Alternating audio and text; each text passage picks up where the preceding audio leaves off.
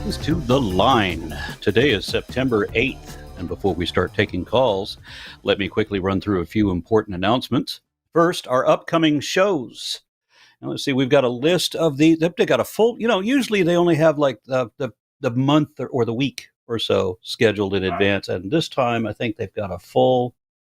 Oh, and you know what? I accidentally closed that window and I can't read the calendar. Justin, you got it? No, I didn't have it open. Unfortunately, if I had Yeah, known, I would have had it open. I had it open and I went and accidentally closed it. Give me a second. I'll pull it back up. I'm foiled by the devil again. Yep. Here it is. Okay, so we got myself and Justin today. Tomorrow on Chewed Gum, we have Elisa Lube, Taylor SH, and then we have the Hang Up on Wednesday, and that's with Matt Dillahunty. And then we have the Transatlantic Call-In Show. That one is at 2 p.m. Central Time. Everything else is at 6 p.m. And it's Central Time because, everything centers around me. Then that one, the Transatlantic Call-In Show, is being hosted by Ben. And what is that? Can I read what? Read center. Okay. Well, it's hard for me to tell where the camera is when I'm also reading the screen. All right. I cannot read it. Josie Caballero, I guess that's Josie Caballero. And then Cus I Wanna, 6 p.m. on Friday, and that is with Arden Hart and Fish Stark. And then on Saturday, we have another Cus I Wanna, this time with Phil Ferguson. And I think I'm not going to go read the whole month, but I mean that's our upcoming week. Now, Justin, we haven't. You know what? I've still got more announcements I've got to read. Let me jump to that before we jump to that. Okay, so if you're enjoying the show and you want to support what we do, please consider signing up for our Patreon. Your support keeps this show running and allows us to bring even better content. And this is a call-in show, so if you have questions, comments, or just want to chat with us live, give us a call at 1-720-619-2288. If you believe in God, tell us why. Any God. And for those of you watching live and sending super chats, we'll be reading all super chats of $5 or more at the end of today's show. All right, and then we'll get back to it. Justin, we've never worked before or talked before, I don't think, have we? No, unfortunately that's not been the case yet, but today's today. So I just started with The Line this month. So you should be seeing my face around, although I think I've only been on 2 streams so far. All right, well, welcome aboard then. So I just started with The Line this.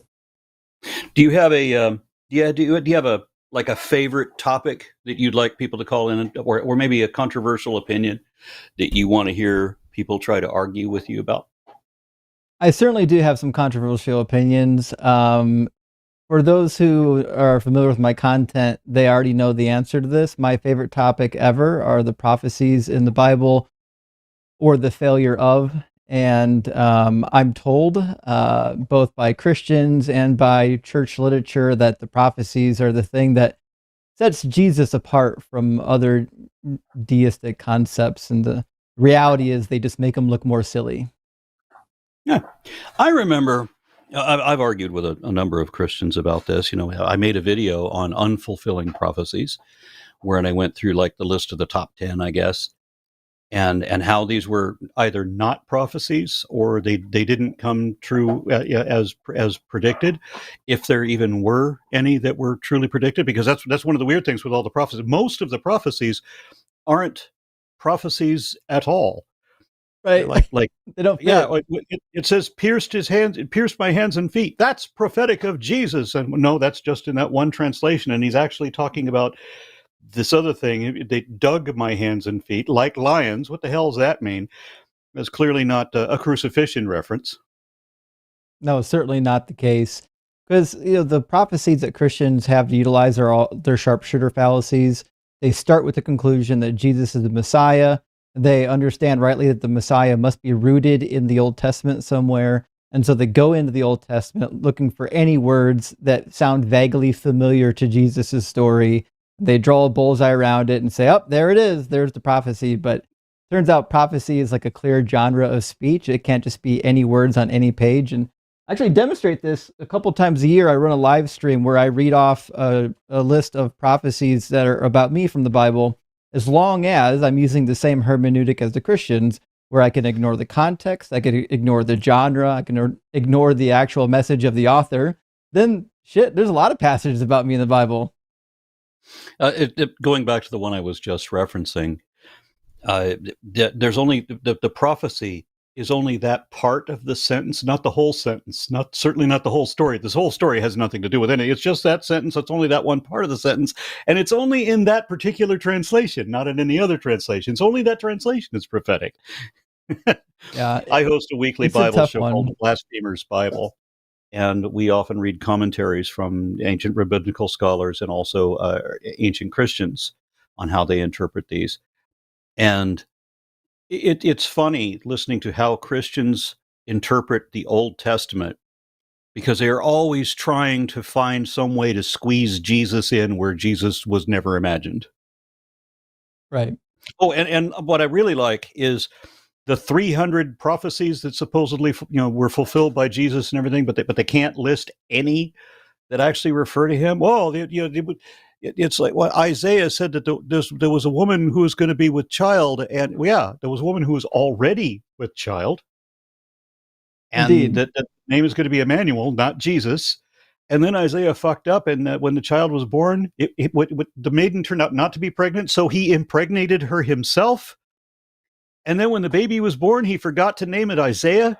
Instead, he named it Malal Hashbaz, something like that. I can't remember. It's a long, ridiculous name. I should name one of my kids that. At least I should have a pet with that name, because that would be funny. But I love how so many of these prophecies they're not prophecies to begin with, because there was never a time when people understood, okay, this prophet said this thing was going to happen, so we're looking for this thing to happen.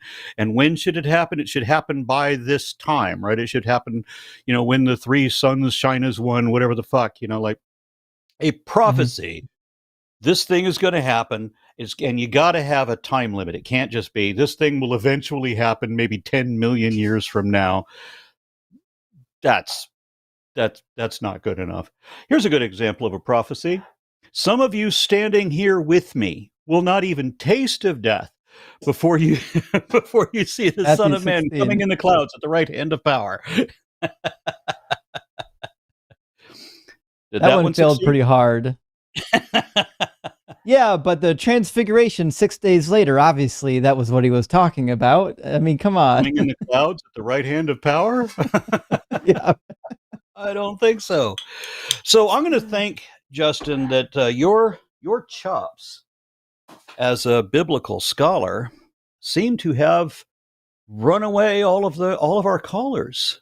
It's like there don't seem to be any defenders of the faith. I mean, you know how Christians always love to pretend like they're persecuted, but there's no Daniel to jump into this lion's den. I wonder why. Maybe their faith is weak.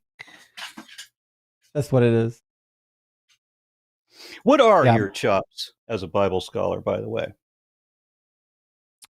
Fair question. So I went to Bible college and seminary, and both I studied the Hebrew Bible, and I did typical course for a DMin or MDiv, so Hebrew, Greek. I took some Akkadian as well, and then lots of study of the ancient Near East, because I was studying the Old Testament. I felt like everybody else was studying the New Testament. That's like the stuff that Christians really like. They want to see like all the Jesus stuff. And I was like, well, no one's studying the Old Testament. It's super interesting. The best stories are there. There's like sex, drama, betrayal, like everything's in there. So like, this is the best part of the Bible. But the reality is, once you actually study the Old Testament, it's pretty difficult to remain in the faith, because it's so problematic. So many of the texts, like we don't have good witnesses for. There's like quite a few like texts that we know were being edited for hundreds of years after the fact, like different parts of Jeremiah. There are whole chapters entirely missing from the oldest manuscript of Jeremiah, and then they show up, 200 years later in a different location, but it's different from the Greek to the Hebrew text. They get moved around, and we find the same thing elsewhere. And same thing like with Psalm 22, like you brought up Psalm 22. If you go to our oldest witness from the Judean desert, the Nicaea 5-6 scroll, it's got 2 typos in it, and nobody knows what to do with it. So, I mean, it's either ka'aru or ka'ari. Ka'aru is not a real Hebrew word. Ka'ari is a Hebrew word, but that's not what's in the manuscript. That's what's in the Masoretic text, right? So, like, everyone's just guessing. I was like, what kind of game is God playing where, like, he wouldn't even at least give us the manuscripts to know what he was saying? We have to literally look at this collection of fragments and guess. I like how, this is all God breathed, right? Infallible throughout, with no contradictions, except for all the places where it contradicts itself. And all these prophecies that are not prophecies and weren't fulfilled, or that failed miserably, like how Nebuchadnezzar was gonna raise, and by Raze, raise the island fortress of Tyre, for example. And then, later on in the Bible, the Tyrians are still there as if nothing happened. All the predictions that they make for that, and then none of that is fulfilled. And then the same guy prophesies for the same king, that Nebuchadnezzar, having failed to destroy Tyre, well, he's certainly going to do Egypt. And it'll be 40 years in Egypt that there won't be the foot of a man or beast walk in Egypt for 40 years. Yeah. So when did that happen? When was As that far fulfilled? as I can tell, I'm not aware that ever happened. Yet another prophecy. The only time that this thing is going to happen, and they give a time limit, right? This thing is going to happen in this case, it's Nebuchadnezzar going to do this. So this is within his lifetime. Now, somebody did eventually beat Tyre, but it was like 150 years later, and it was a completely different band of people. And none of the rest of the prophecies, because the prophecy included how it would never come to power again, and it did, and it would never be rebuilt, and it was, all that shit.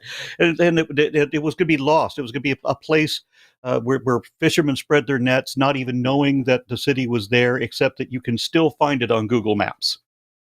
Right. Yeah, yeah. Well, the interesting thing is most people have read the part in like chapter 26 where it talks about how they're so cursed and they're going to get destroyed. And then there's like this huge apologetic as to like, well, why didn't it get destroyed? And they jump through all these hoops to explain how, well, it was destroyed enough to say it was destroyed. But if they just read 3 chapters later in chapter 29, you'll find that the prophet himself admits that Tyre didn't fall. And because of that, he's going to send the armies elsewhere to Egypt to get what he wanted. So, like, if they just read the book, they wouldn't even be jumping through all these weird apologetic hoops. They would just know that, hey, it didn't really come true. God was okay with it, and God moved on to plan B. It was fine. Yeah. Oh, and then Jesus doesn't meet any of the prophecies from the Messianic Jews, how they described their prophet. And Jesus met exactly one of them. He was Jewish. And that's pretty much it. I think if I'm giving him all the credit in the world and I'm being fair, I used to say he fulfilled 2 prophecies, but I was wrong. He didn't fulfill it. He only fulfilled 1, and it's in Deuteronomy 13 about God sending a false prophet.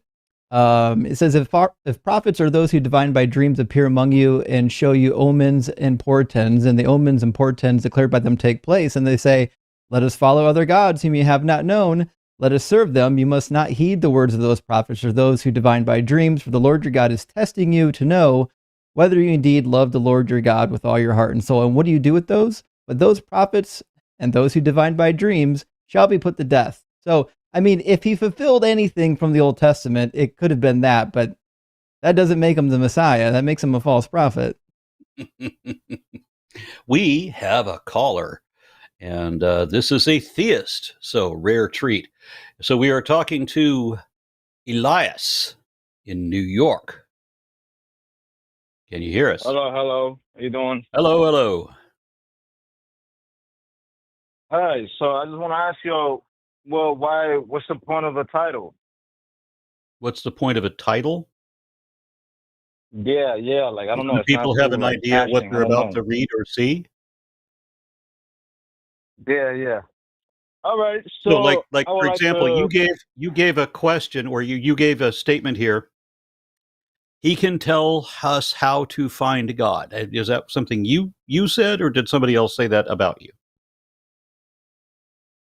I can pretty much basically, put you on a path where you're gonna see his wonders and works.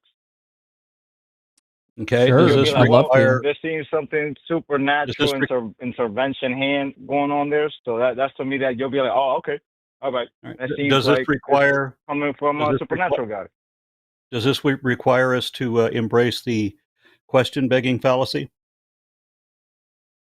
Can you try to like put it in a different sentence? What you mean by The that? question begging fallacy is ubiquitous throughout all religion, not just Christianity, but all of them. You see a thing, therefore God.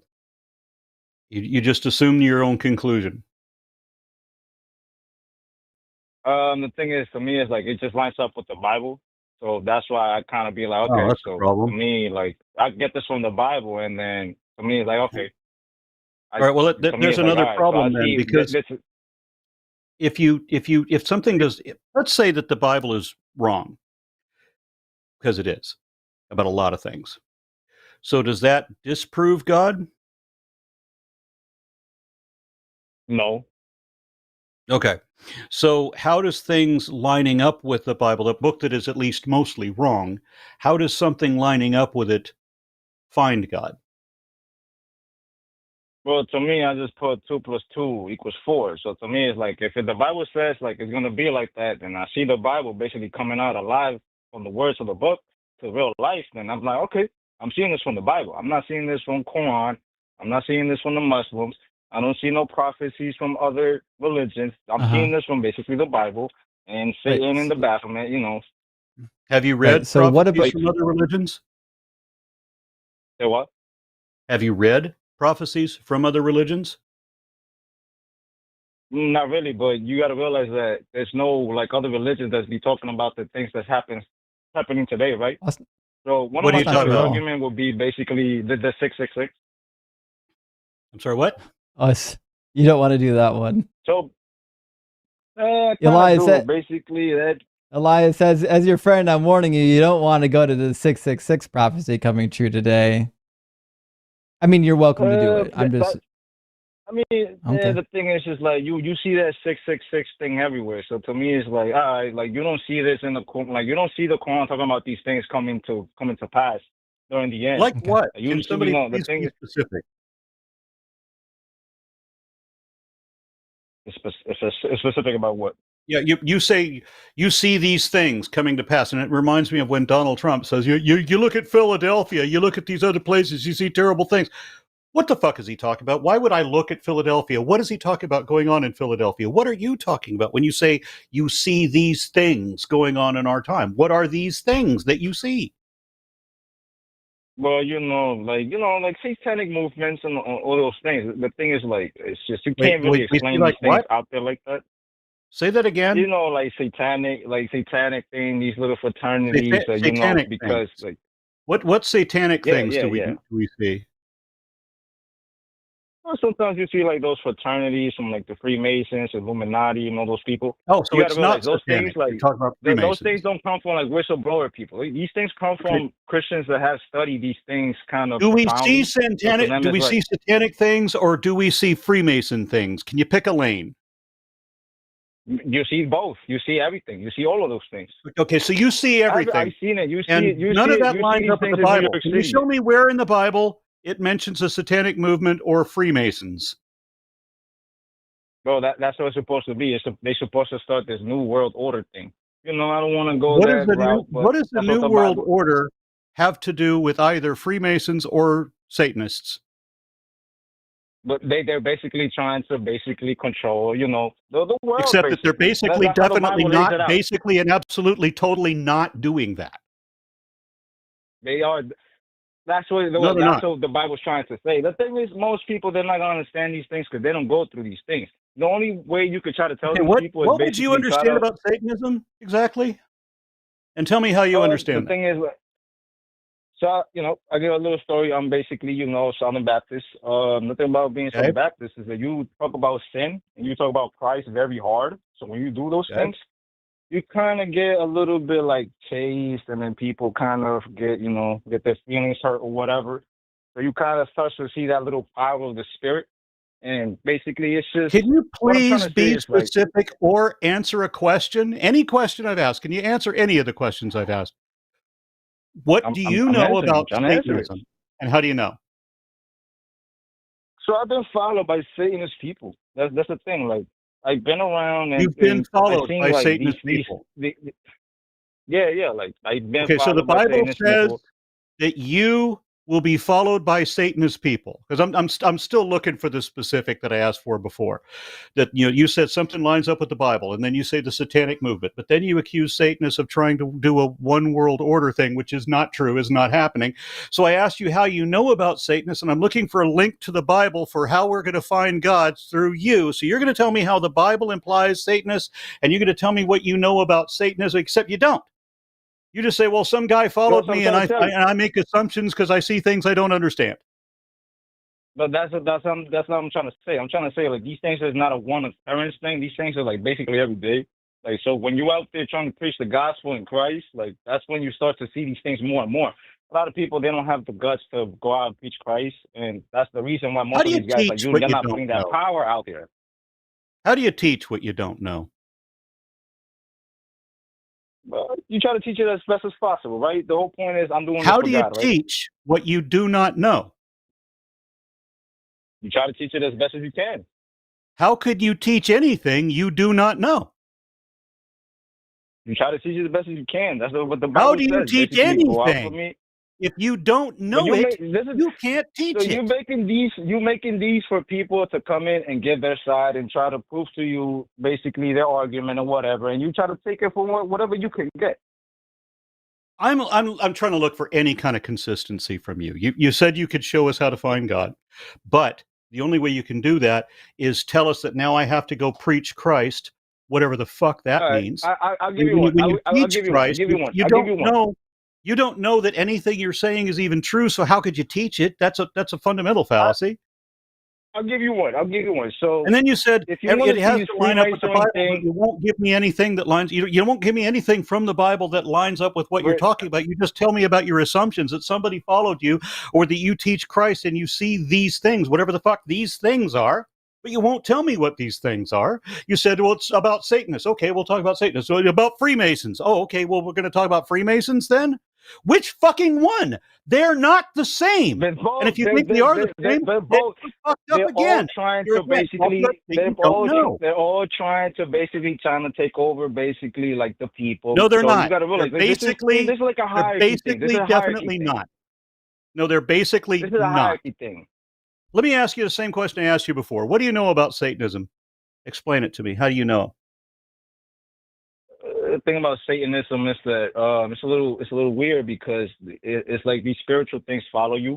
So No, they don't. to other people, it's like you wouldn't really like see it as a factual thing. But what I know from Satanism, these people do exist and they do follow you if you start preaching Christ. How do they follow you? One time they came one of these big ass trucks. They came with these Satanism all over their truck, and I was like, yo, but like why are There they were all over like Satanists. all over me? Hold on. Let me make. I'm Yeah. not sure I understand you. There were Satanists all over this truck. So they had basically their truck was all Satanist, but How do the you way they know that it came, it was was like, Satanists? well, but that's what I'm trying to tell you. Like, why do these people come out of nowhere when you're trying to preach How this do you gospel? know Like, they it's were like Satanists? you could see they had the Baphomet. They had like the Baphomet symbols. They had they Okay, got so these there little was somebody Baphomet with a. symbols, the I'm going to upside take down your word. cross. Yeah, I'm pretty sure you I'm going guys to know take your about the word that upside down cross somebody. thing. I'm going to take your word that somebody had some kind of symbolism that you recognize, and maybe it is Baphomet, whatever. What is that? How are they following you, or how does that relate to the Bible? How does that show us God? How is this one You of gotta realize these that the things Baphomet is that the we see devil. only if we teach Christ? You gotta realize that the Baphomet is the devil. So I'll give you one thing. if you want to see this Freemason thing, you will see it for what it is. Look up the most dangerous man from Haiti. It's a gangster dude. His name is Barbecue. Look at his rings and look at his necklace. You will see the Freemason symbol on his necklace on his ring. So George And then you will Washington was a realize Freemason. Was he also a devil worshiper? Lucifer. They worship Lucifer. George Washington worshipped Lucifer. Yeah, that's some Christians. Some Christians, they like to say that they worship God, but in Did reality, George they worship Washington Lucifer. worship Lucifer? He most likely probably did. Most likely, Probably probably. mixed it with. Okay, He so probably what you're mixed it with telling some me is you don't know Christianity dick about and jack. Luciferianism. Yeah, you're telling me you don't know anything about anything, is what you're telling me. You don't know what a So what I'm Satanist trying is. to say How is would you these guys recognize are a a little Satanist if you saw one? it's a little they're a little esoteric. They're a little esoteric. What I'm trying Okay, to how say. would you They're not too recognize a obvious. They're Satanist not if you saw one? I mean, sometimes they come out boldly, but most of the time to me it's like they're just trying to study. Sometimes they come out what? Boldly. Baldy? Like they boldly. Boldly? Yeah, boldly. I don't know. It doesn't matter. Boldly. Ballsy? Boldly. Boldly. Boldy. Boldly. Sometimes they come out boldly. Okay, well, what about other times when they don't come out boldly? Then how do you recognize the Satan? They will write down Do Christians pentagrams never around come out boldly? They were Do yeah, Muslims but they never don't put come out this. boldly? They don't put. You got to realize that Baphomet stuff. Nobody really likes that stuff. So it's like, why are you spreading that stuff around? It's not. You're Nobody not really teaching likes real that life stuff. love or none of that stuff. How do you know nobody like, really likes what are that you stuff? trying to teach?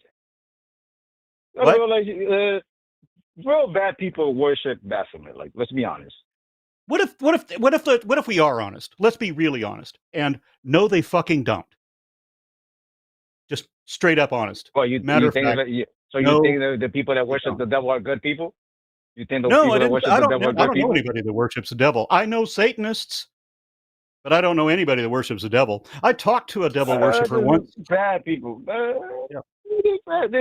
Those people they worship. You know, they're bad. They're bad. What if they don't worship anything? What if they're Satanists and they're actually Satanists? Which means they don't worship Satan. They don't even believe in Satan. That's just a cope mechanism, basically saying I don't want to pay for the bad doing things that I did, so I want to keep doing my bad things, and that's what it is. So you don't know anything you're talking about at all. Okay, so Yeah, but I'm I a just Satanist. give you a big gem. I'm a I just give Satanist. you a big gem. I don't worship I just give you a big anything. gem. Okay, I'm a Satanist. I don't worship Satanists anything. worship themselves. Satanists worship No, themselves. they don't. No, and we they don't. can worship the devil too. Yes, they do. It's No, self-governance. they don't. And no, we don't. And I've had enough I'm of God you. myself. You are not for real.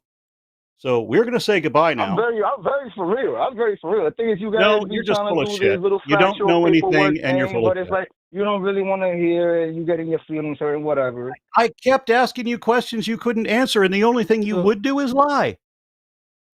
Elias, we were hoping for like a Bible-based argument, and we didn't really get one. So, I mean, are you capable of doing that? Can you show us? Okay. So we'll recenter. Let's get on to 666. Okay. What do you think 666 is in the Bible? What do you think 666 means in the Bible? It's supposed to be the number of the beast, and also for the number of the man that basically. It has the DNA that if you take it on the right, or you take it on the right hand, or you take it in your forehead, you're going to hell. But that's for a different time. Okay. Well, it didn't say anything about DNA. Revelation 13 doesn't say anything like that. It says, this calls for wisdom. Let anyone with understanding calculate the number of the beast, for it is the number of a person. Its number is 666. What do you think the name could be? Because it's got to be the name of a person, right? What? Who do you think it is? What do you? The 666. What person? What are you talking about? What individual? What person is being referred to as 666? I think it's just a system. It's a mark of the beast system. It's supposed to be a system. We'll try this again. All right, I'm going to read the passage real slow. I just want you to listen to it. It says, "Let anyone with understanding calculate the number of the beast, for it is the number of a person." Okay, so the number relates to a single individual. Follow? Yes. Okay. Now, who do you think this number is referring to?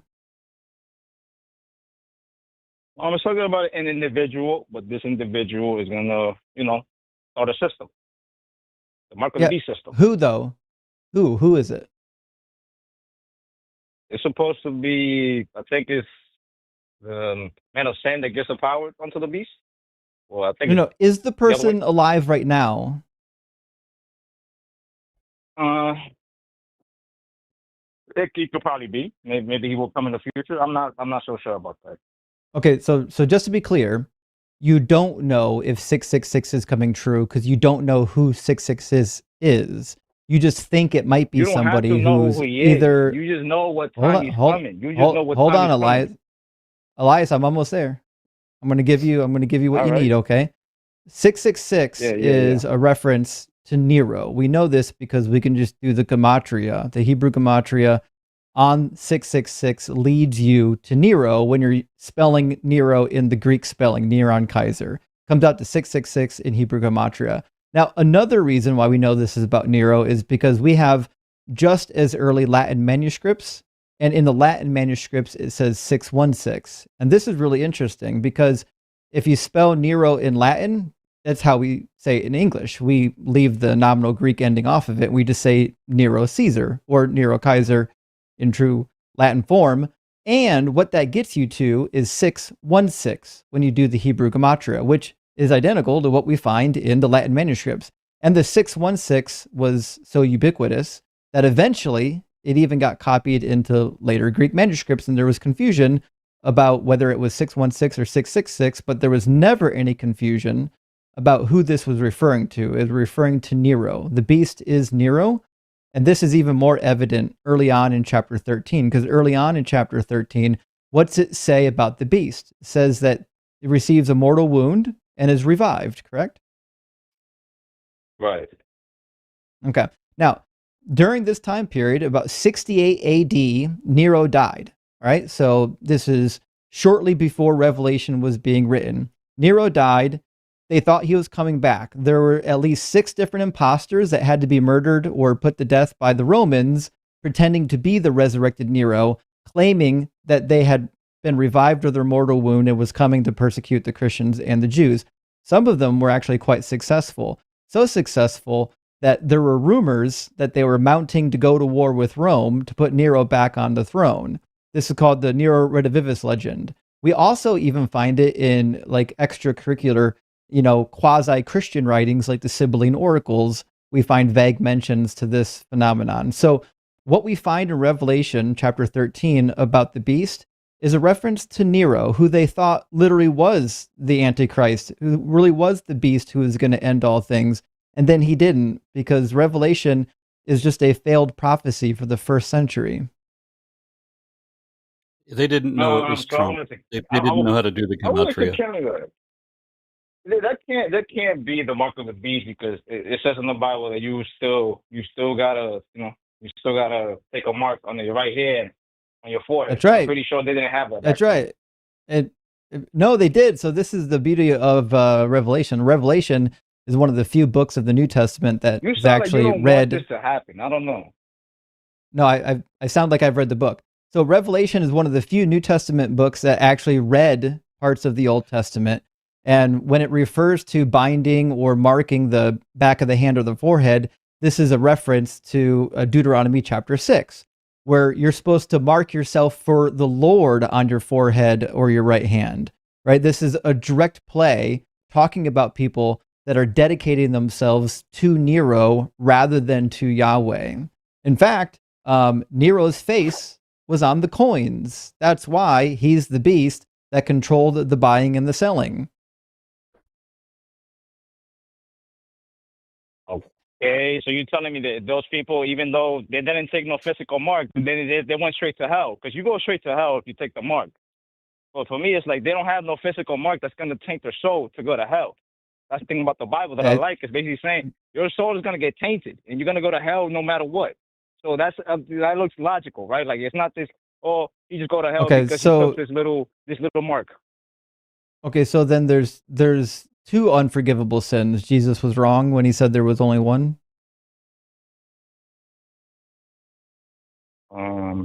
So what would be the second one? You There just wasn't named a it. second Taking the one. mark. Jesus said there was only one. So if you think taking the mark is an Yeah, but unforgivable sin, you're adding to Jesus's unforgivable sin. that's dispensational though, because it's basically saying once the rapture happens, that mark of the beast system will start after the rapture. So us Christians that we go up to the rapture, we don't go to hell. It's mostly the people that you want to take the mark or whatever after the rapture happens, which is a different time. Yeah. Do you know where dispensationalism comes from? I just Because know that the it Bible does, uses it. because it's not in the Bible. Well, dispensationalism basically means is how God deals with humans throughout time, different times, different eras. Yeah, I know what it means. I studied it. I'm asking you why it's not in the Bible. Or maybe you can prove me wrong. Show me that it does talk about the 7 dispensations. Although there were earlier theologies that only included 5 dispensations, but traditionally it's 7. So can you show me the 7 dispensations? I can just tell you that it's a dispensational book. I just know Yeah, that you can't. basically Yeah. there was a time before Christ, and that was another time, and there was a time when Christ was here. That was another time, and then when Christ died, that's another Yeah, time, and then yeah, there when was Christ a comes time back when to the Christ rapture, was that's another here. time. Right, but I was asking you for Bible verses and you didn't give me anything remotely close to that. But in terms of the dispensation of Christ, I think we've got a huge problem because it seems like that dispensation never ended. It was supposed to end when Jesus' second coming happened, correct? Can you repeat that again, please? Yeah. The last dispensation is at the second coming of Jesus. Are you aware that Jesus told you when that would happen, when he would come back? Yeah, so the second coming is a bit different from the rapture. The second coming is after the tribulation, which is after the 7th year of Well, first of all, when the tribulation I starts. entirely disagree. I entirely disagree with rapture theology, but that's not important right now. I'm asking you about the second coming. So when did Jesus say he was coming back? So Jesus said he will come back when the seasons, when you start to hear wars, rumors of wars, famine, sickness, when people are, are very sinful, and when it's the days of Noah, which it looks like it's the days of Noah, people are getting married and everybody's doing what they got to do, and everybody's sinning, and nobody really cares, and everybody's acting like nothing's happening. So You that looks certainly like the times added of an Noah, and awful that lot to that. You added an Yeah. awful lot to that.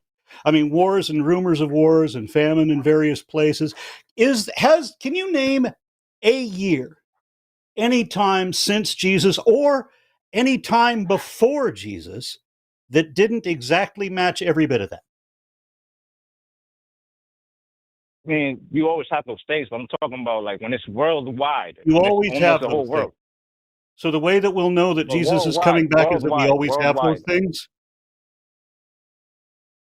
Yeah, but there was things will happen just like around Israel or whatever. I'm talking about the whole world. When the world starts to see all Yeah, these things, it's only like a yeah, few people saw and it. Not so the whole. I don't Jesus, think the whole world was seeing it. yeah, so Jesus said there will be wars and rumors of wars. There's always wars and rumors of wars, right? There will be earthquakes and volcanoes and famine in various places. There's always that thing in various places, right? So every year since Jesus and every year before Jesus, been the same. Every year matches exactly that. So how do you know when Jesus is coming back? Well, that shows that shows that it's imminent. It shows that it's basically okay. We're going through this little hard time, and How then does that show it's that it's basically imminent? saying, And what does "What do imminent you mean?" mean? It's Wouldn't basically saying it's imminent mean intensifying. not? It's basically saying it's going to intensify, and then when it keeps intensifying, it's going to come to a point that we're going to have to reach basically a world peace, and when we Is reach that what that, that's Jesus when said? basically all this starts. Is that what Jesus Well, that's what said? the Bible says. That's what No, the it isn't. Bible says. These things will come to pass. No, it isn't. Oh, yeah, yeah, Justin, yeah, yeah. But I Yeah, would like to so prove my point uh, more of my but well, basically Israel standing today basically Elias, shows how true the just Bible, the God of the Bible Elias, is. All right. Well, it seems that Elias broke the internet. Yeah, I mean, I guess this might be a half victory for the power of the air, as Paul would say. We'll see. Maybe they'll call back in. But this is kind of amazing to me when you make a bold statement like that. You're going to lead me to God. Do none of these people possess basic logic? They do I mean, not. yeah, it would appear. It would appear. And I love where you were going with that. I'm sorry to have interrupted again because I mean I really talked entirely Okay. too much in that last call. My apologies, but I had to interrupt when he started talking about. I knew where you were going and where I could interrupt safely, I think. Or Yeah, it's when a he started, shame that the connection froze because I think we had him on the hook still. would he have known it? He Well, that's the seemed to be thing pretty is well. I think he probably would have known the passage, but not known how to handle rebuttals to the passage. It sounds like he knew just enough from his pastor to know that the passages were there, but not enough to understand why they're like failures. Well, this is a good example of why I know so many people, former ministers and missionaries and seminary students, especially, that they've dedicated their lives to the faith and they've studied the Bible as far as they can, and they get to some point where they start realizing, and well as anybody, you get to a point where this doesn't match with that. The origin of this, we're aware that where this came from is not God breathed, right? That there's all of these scribal mistakes or whatever, or mistranslations, and then this Mhm. story was just added out of the blue decades later from who knows where. And one of my Right. favorite things is when the Old Testament says that you shall not add to or subtract from this volume, and then you get the New Testament, which of course Yeah. violates. But then the New Testament says the same thing, and then both the Old and the New Testaments have a list of books. Well, they don't actually list them, but they're mentioned in there that the Bible refers to these books that no longer exist or that aren't a part of canon.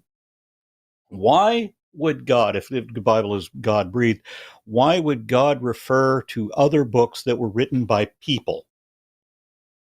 Right.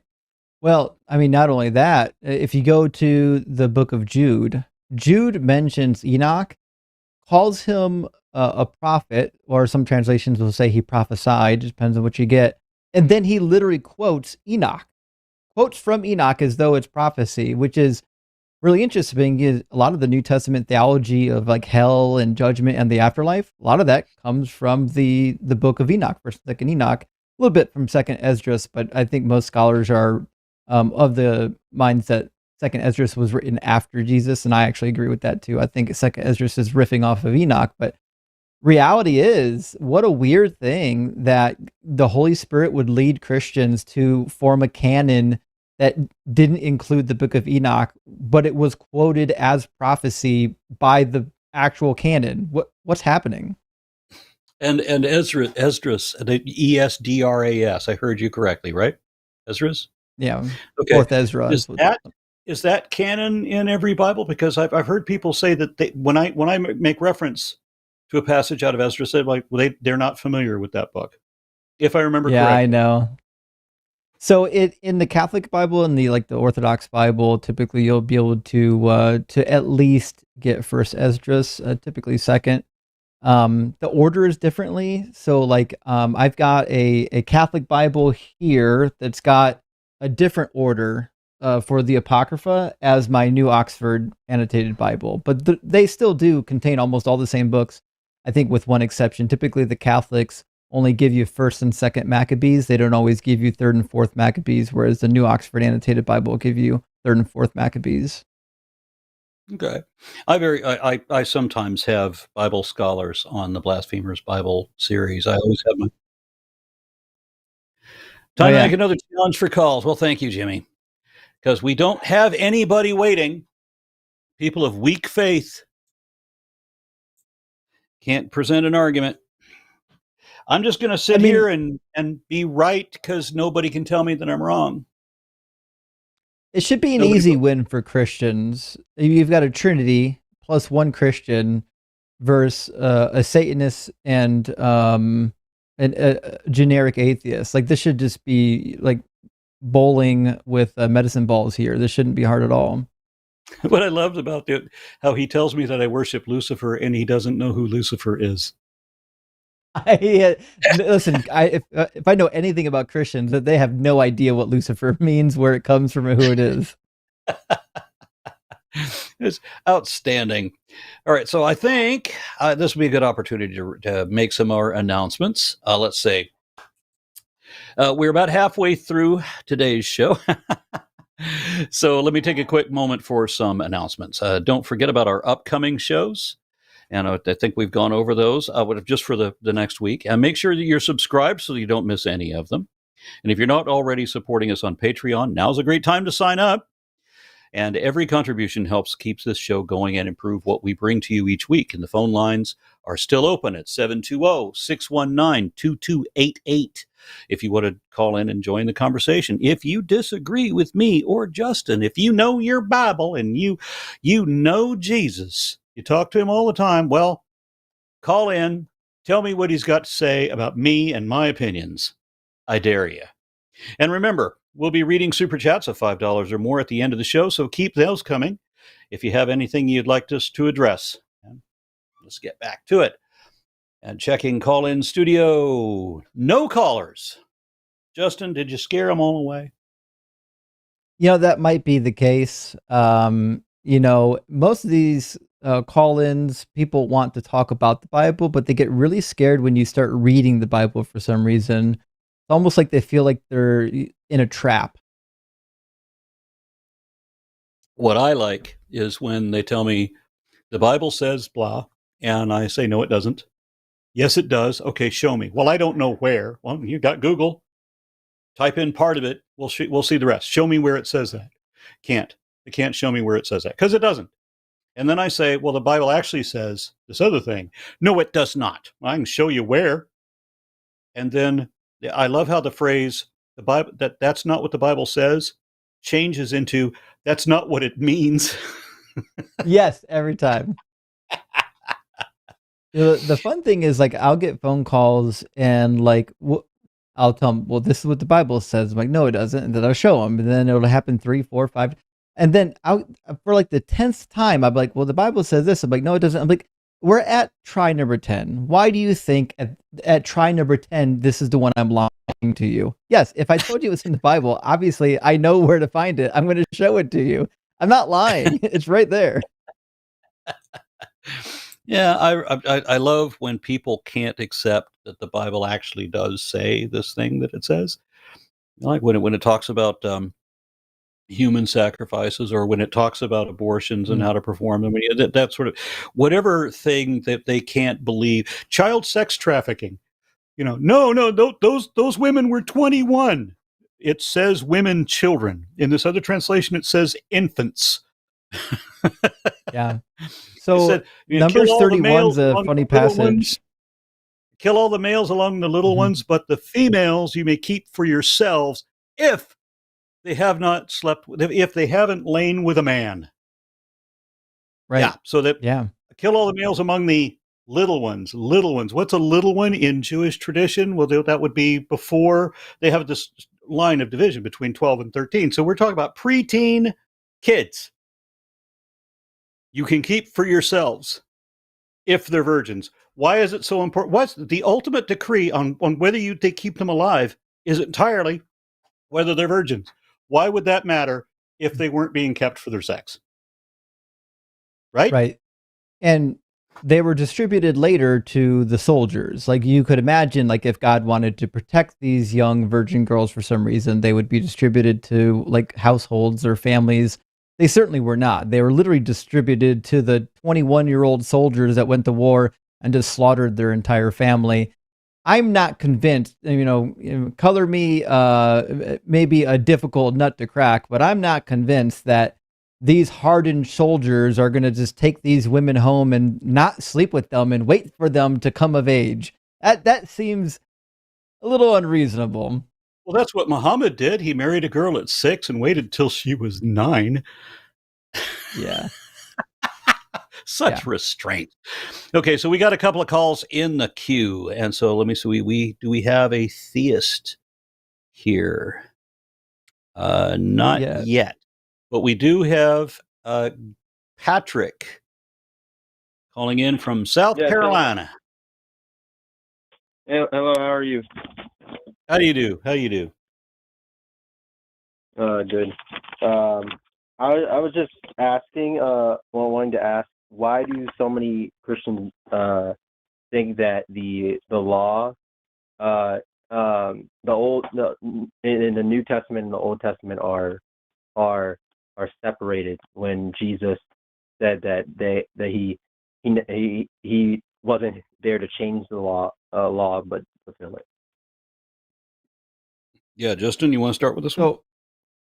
Yeah, I can tell you why, because, and this has been an age-old problem. Even Origen wrote about this problem way back in the late 2nd century. And so the general problem is that after Jesus died, they did get rid of the law. We have the earliest instance in Acts chapter 10, when the sheet comes down and Peter sees the sheet full of unclean animals. God tells him the animals are clean for him to eat. And then, of course, we have the welcoming of the Gentiles in the next chapter. And then there's a big to-do in Acts chapter 15 between Paul and the apostles as to whether or not the Gentiles need to follow the law. And the Holy Spirit leads them to this conclusion that they don't have to follow the law. And Paul takes it a step further. Paul himself says that even he doesn't have to follow the law. He says the law was a temporary schoolmaster. And in Ephesians 2, he straight up contradicts Jesus. In fact, he says in verse 14 and 15, "For he is our peace in his flesh. He has made both into one and has broken down the dividing wall that is a hostility between us, abolishing the law and its commandments and ordinances." And he says of himself, a Jew, in 1 Corinthians 9:20, that I myself am no longer under the law. So for Paul, he was under the impression that he didn't have to follow the regulations of the law anymore. We could add some more nuance to that, but the reality is they contradict Jesus. Jesus' own words, as you said, in Matthew 5, verses 17 through 19, says the exact opposite. In fact, Jesus goes as far as to say, whoever breaks one of the least of these commandments and teaches others to do the same will be called least in the kingdom of heaven, but whoever does them and teaches them will be called great in the kingdom of heaven. So direct contradiction. And, when Christians complain to you that the law was done away with, point them back to Jesus, but then you can just point them right back to Yahweh. Yahweh says in Deuteronomy 11:1, Deuteronomy 12:1, Deuteronomy 12:28, and in Deuteronomy 30:6 through 8, that the law is going to be forever. But let me briefly cap this with Deuteronomy 30 for you. If you just go to Deuteronomy 30, God talks to the Israelites about this time period when he's going to circumcise the hearts of the people. And then finally, they're going to be obedient to him, right? This is typically referred to as the Messianic age. They believe that this is what Jesus came for. So let's look what it says about this time period. It says, "Moreover, the Lord your God will circumcise your heart and the heart of your descendants, so that you will love the Lord your God with all your heart, with all your soul, in order that you may live. The Lord your God will put all these curses on your enemies and on the adversaries who took advantage of you. Then you shall again obey the Lord, observing all of his commandments that I am commanding you today." So in this time period where God circumcises the hearts of the people, you will absolutely have to follow the law of Moses. This is the goal. God wants you to follow this law because Deuteronomy verses 12:28, following the law of God is what is good and right in the sight of the Lord your God. And if you follow the law, it'll go well with you and with your children forever. Have you noticed how Christians will say that it's okay for them to wear tattoos or it's okay for them to eat shrimp scampi because Jesus fulfilled the law, but being gay is still an abomination? Why? Because all of these different citations come from Leviticus and we just read parts of Leviticus, I guess. The laws that we want to keep. That was very insightful. I did a lot of that. I didn't actually know, Thank you so much. Yeah, that really explains a lot. Yeah, Yeah, sure thing. yeah. But that's really all I really needed. But thank you so much. Okay. Very Absolutely. good. Thank you All right. very much. I'll go ahead and pick All up right. a second caller. Let's see, we've got an 8. We do prioritize theists, and I'm looking for, well, we do have a series of callers in, but I just want to see if any of them are theistic. And we've got a couple of people getting in. Yeah. I see someone who identifies as a theorist, but then they say both sides are wrong. There either is or there isn't. What is both sides are wrong? Maybe there's a God. All right. My curiosity. No, they hung up. Okay, so never mind. I can't talk to them anyway. All right. So do you have a favorite there, Justin, from this list? Well, if we're gonna pick, and they're all atheists, I'm probably gonna go with J Danger. Actually, I've spoken with J Danger before. Okay. J Danger. You're on the line.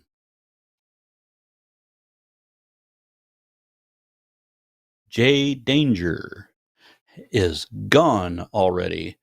Okay, so we'll move down to Isaac. Isaac in Canada. Oh, yes. Thanks for taking the call. Yep. So you want to talk about presup arguments? Yes. I was watching an old video of Shannon Q, where she had Sai on. They had a conversation, and it made me physically sick for literally 24 hours to just hearing Sai's arguments. That just made no sense, and that was a good 7-8 years ago. And I know that you've engaged with those arguments a couple of times, and I've honestly not heard them. And for the past couple of years, I haven't heard much of it at all. I'm just wondering what the state of the presup argument is now, from your knowledge and your engagement with them. Yeah, I haven't had as much engagement as, say, like Matt Dillahunty or somebody like that, but I did engage with Sai a couple of times. And I remember that the discussion that we had, and I wish I could remember where the reference was, but it was Sir Isaac Newton had written something about how God had communicated with him through the scriptures in such a way that he knew this for certain. And which is the same language that Cy ten Bruggencate uses, right? So this was more than a decade ago, but I remember reading this article written by or about Newton, where he had said this thing. And I'm thinking, okay, so Sir Isaac Newton says exactly the same thing that Cy ten Bruggencate says, except that they come to the opposite conclusion. Newton says that Jesus is not God, that Jesus is a created subordinate being, like the Son of God. Cy ten Bruggencate says Jesus is God. And how do both men know this? Because God spoke to both of them through the scriptures, meaning that they've interpreted what they read, right? So they just decide that means that. And they both come to opposite conclusions. And I said, so what we've got is both men making the same claims. One of them, the smartest man that ever lived, and the other one is Cy ten Bruggencate. That's right. And honestly, that's exactly what's wrong with Christianity, is because this religion is based on scriptural interpretation, and they refuse to understand. They refuse to understand that, because that's what explains why there's probably whatever tens of thousands of Christian denominations across the world, and they all think they're right. So it doesn't make sense that God revealed things to us in such a way that we're certain if every single Christian, pretty much, they all believe different things about the same scripture. So how do they have it? I don't understand how he doesn't see that, or those guys just don't see that. It doesn't make sense. I remember thinking, I remember thinking that logic was innate, that everybody understood it. But I remember I was in a study lab in college, and there was a girl there that was taking a class on logic. And as I'm doing my homework in physics, I'm listening to the tutor trying to talk to her about logic and the things she didn't understand. were so fundamental to me. Things like all ducks are birds, but not all birds are ducks, and she couldn't understand that. That's the one thing that stuck in my mind. I'm like, how do you not understand subsets? Mhm. I was at a loss.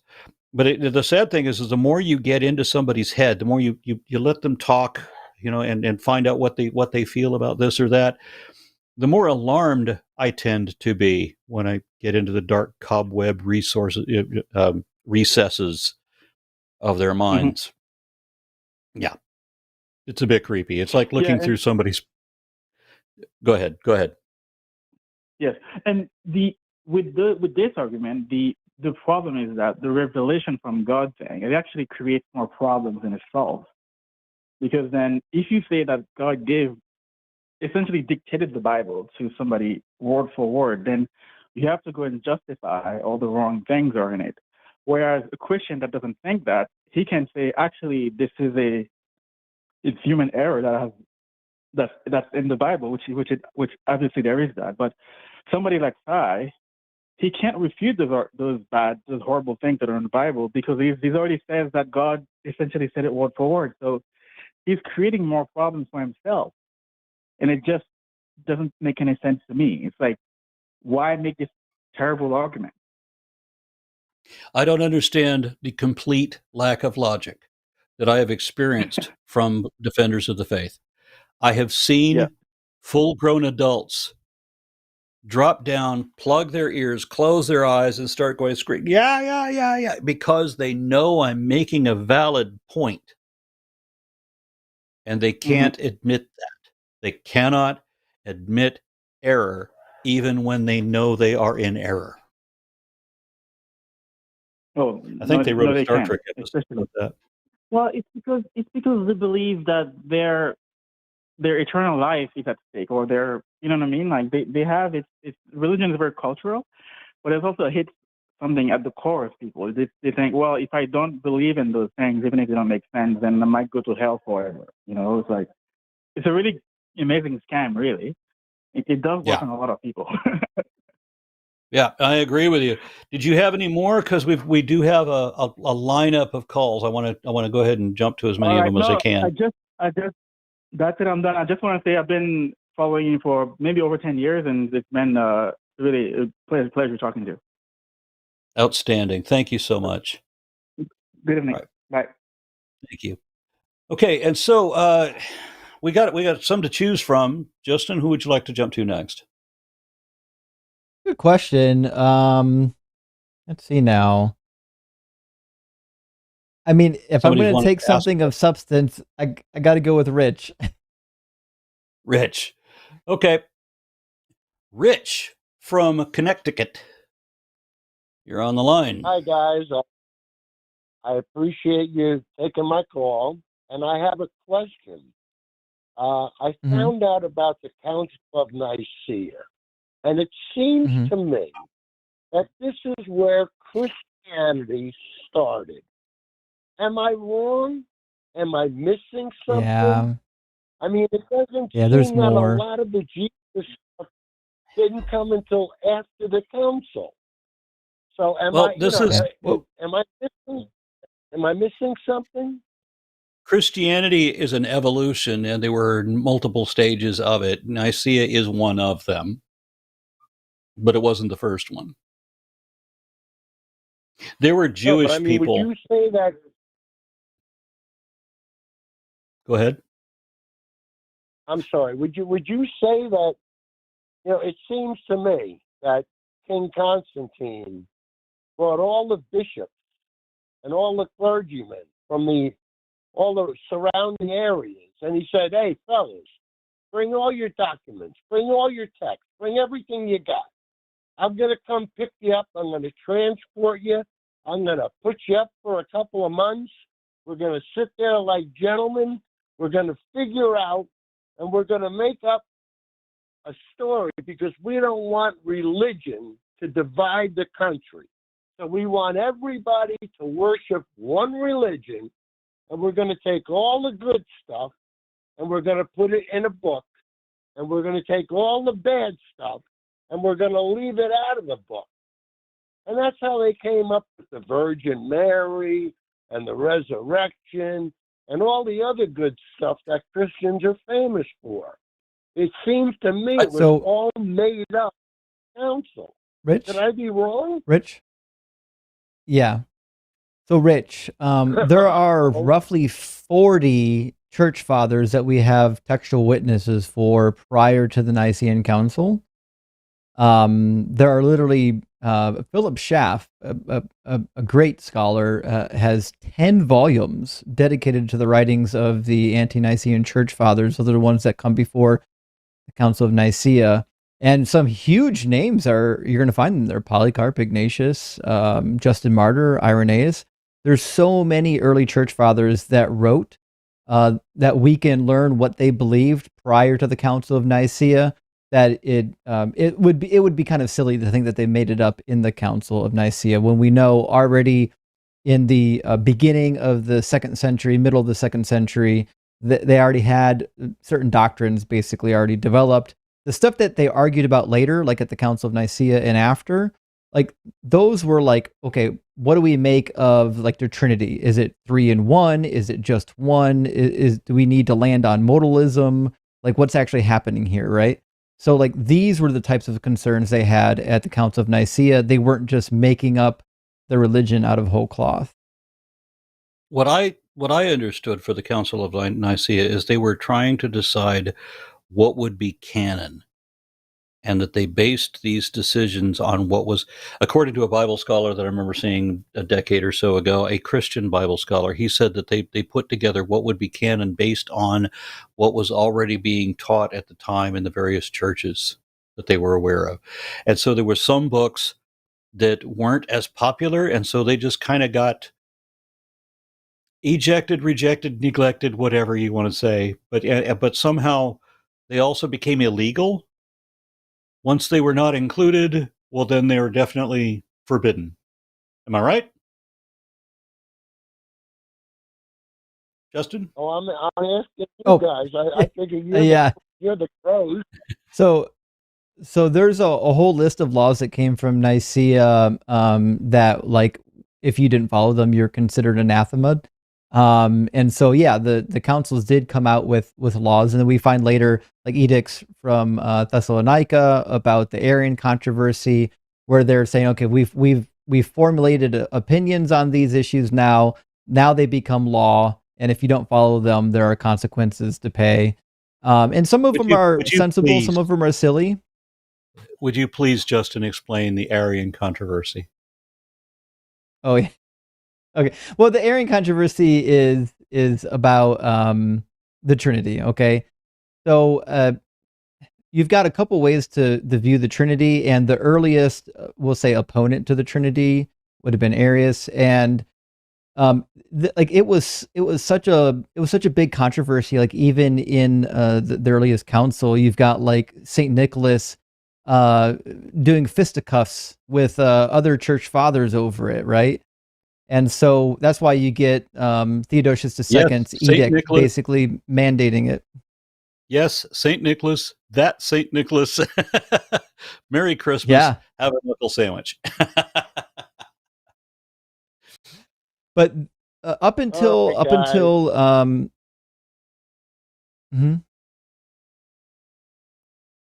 you still with us, Rich? I think. Oh, I'm still there. Okay. Oh, sorry. Yeah. I don't know. I think we had a blip. Yeah, but we hear you. So I'll go ahead.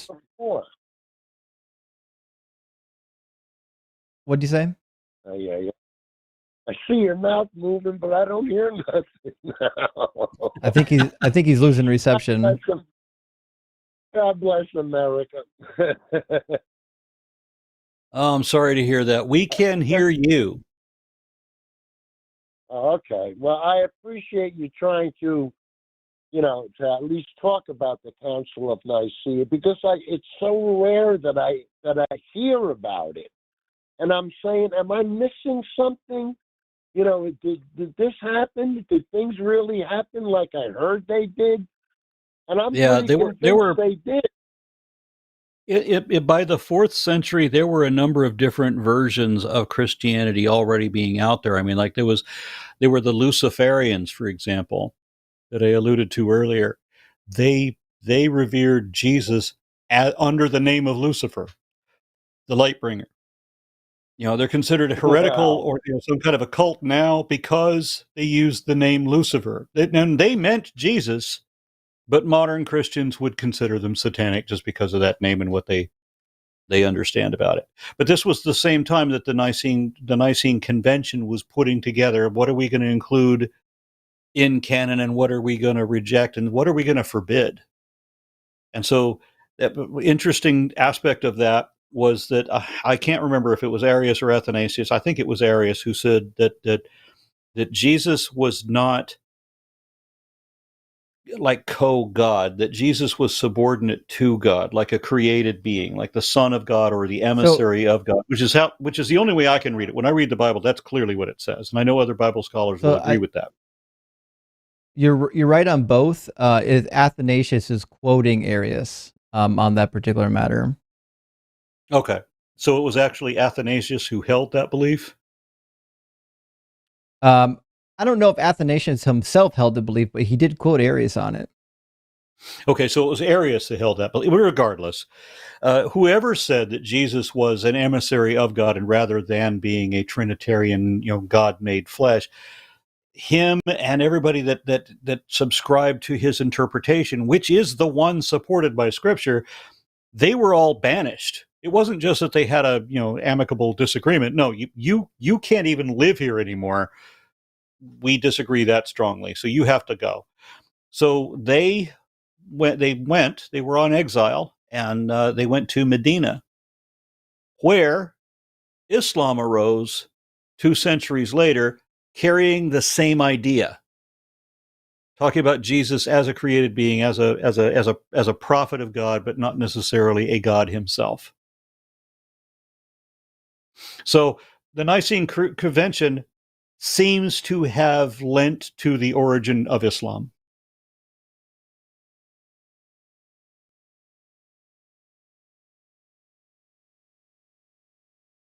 Oh, I lost you again.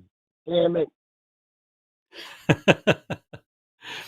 All right. Okay. Well, I'm sorry. Did anybody else hear that? Maybe. Justin, did you hear that? I heard it. I think it's just Rich. I think his connection's bad. He's probably got to get sent back to the Shadow Realm. Did you say that the Council of Nicaea started Islam?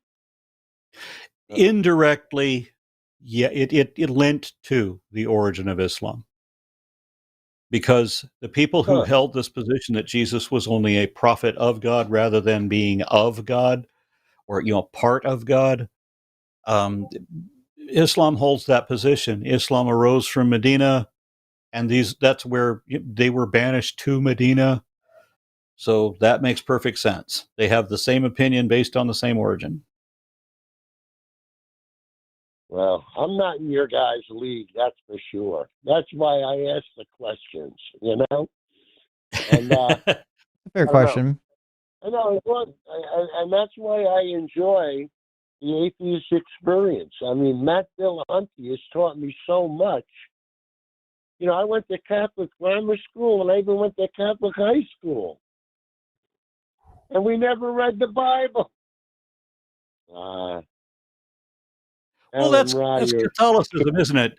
Doesn't Catholicism hold the position that the Bible should be not necessarily read to you, but interpreted for you by the clergy? Isn't that their position? I mean, there are certainly some Catholics that break the mold, but traditionally, they've wanted you just to accept the authority and teaching of the church, the magisterium, and call it a day. They don't want you to read this thing for yourself and actually form your own opinions. Yeah. All right. Have we satisfied your question? Because I do want to make sure that we get each of the subsequent callers in. Yeah, no, I appreciate you guys talking to me. I'm sorry about the interruptions. I mean, that's okay. Twice I lost you. I'm going to blame solar flares. It's all good. All right, thanks All right, a well, lot, say good guys. night, sir. And I will Good go ahead night. and pick up the next call. Have a good one. Sounds good. Take care. Okay, Aaron, so I now think I'm one going of to jump. the Yes. while we're still there, I think one of the most exciting facts about the Council of Nicaea that no one talks about is that they made it illegal to self-castrate yourself, thereby mandating that you couldn't follow the law of Jesus and be a eunuch for the sake of the gospel, according to Matthew 19. All right, so I'm going to go ahead and pick up Stephen. Stephen, who says he is a theorist and holds the position that both sides are wrong. And I'll tell you what, I hate both sides' arguments. But let's hear what you got to say. Okay, Stephen, you there? thanks. Yeah. Yeah, can you hear me, sir? Yes, sir. How are you? Sorry to set you off right away. We're good. We're good. Well, before we get too far, can I ask, when you say both sides, which sides are you referring to? Make sure we know what you're talking about. Are you saying the theistic and the non-theistic sides? Now, I would narrow it down to atheist and religious literalist. I think they're just locked in a circle. But it's not really their fault. It's the same circle everyone's locked Okay. in. It's a paradigm. Wait, So the two atheists sides and biblical are literalists? Is that what you're saying? No, atheist and literalist. And Religious literalists. versus atheist. Religious literalists. Oh, Those okay. two, like you are the atheist versus, in general, religious literalist, and you're both wrong. Because you're Okay, both so you're arguing the same saying point you're with saying different- that Christians and Muslims who are not scriptural literalists are correct? No, I'm not saying that either. No, Okay, I'm just trying to get to the point, I guess. Okay, well, since you've gone to extremes, I think, Yeah. right? You didn't Yeah. say atheists versus theists. You've gone atheists to scriptural literalists. I'm thinking that you're saying that theists are the ones that are right, and perhaps you've excluded Muslims and No. Hindus and Buddha and Buddhists and Jains and Well, Sikhs, and you're just going to say that Christians are right. No, I'm going to say, of course they're wrong, and of course you're wrong for asking them to give you evidence when you know they're wrong. So you're interlocked in this dance, and the reason you're wrong is because you're both looking for a noun of existence, whether it's a singularity or a God, I'm There's looking no for a what? singularity in physics, a singularity, a sum. Existence is not a sum, and I'm a theorist who's published what it What do you is. think a what do you think a singularity is? What do I think it is? Yeah, Yeah, what do you think a singularity is, and why would you think I'm looking for it? yeah. Same questions from me. I think it. Well, no, you have to infer one in order to have it Why? a base I foundation. don't. Well, you do, don't I don't you? Or no? infer any singularity. No. No, Oh, that's good. What do you think then existence is? it doesn't matter whether the universe had a beginning or not. Doesn't matter. Every concept of cosmology that I've ever heard has a Well, it matters when begins the with a question's being singularity. asked, doesn't it? Doesn't that matter when the But it question's doesn't. being asked? But it doesn't. No matter what the cosmogony is, does not change the fact that we are evolving apes, and that all of Well, so the scriptures of every ontology, we religion don't are all know if wrong. it starts in the cosmos or the atom. I'm sorry. What? Biometric universe. So, we're saying I'm saying it's ontology. Not cosmology. I don't whatever you have said. to know.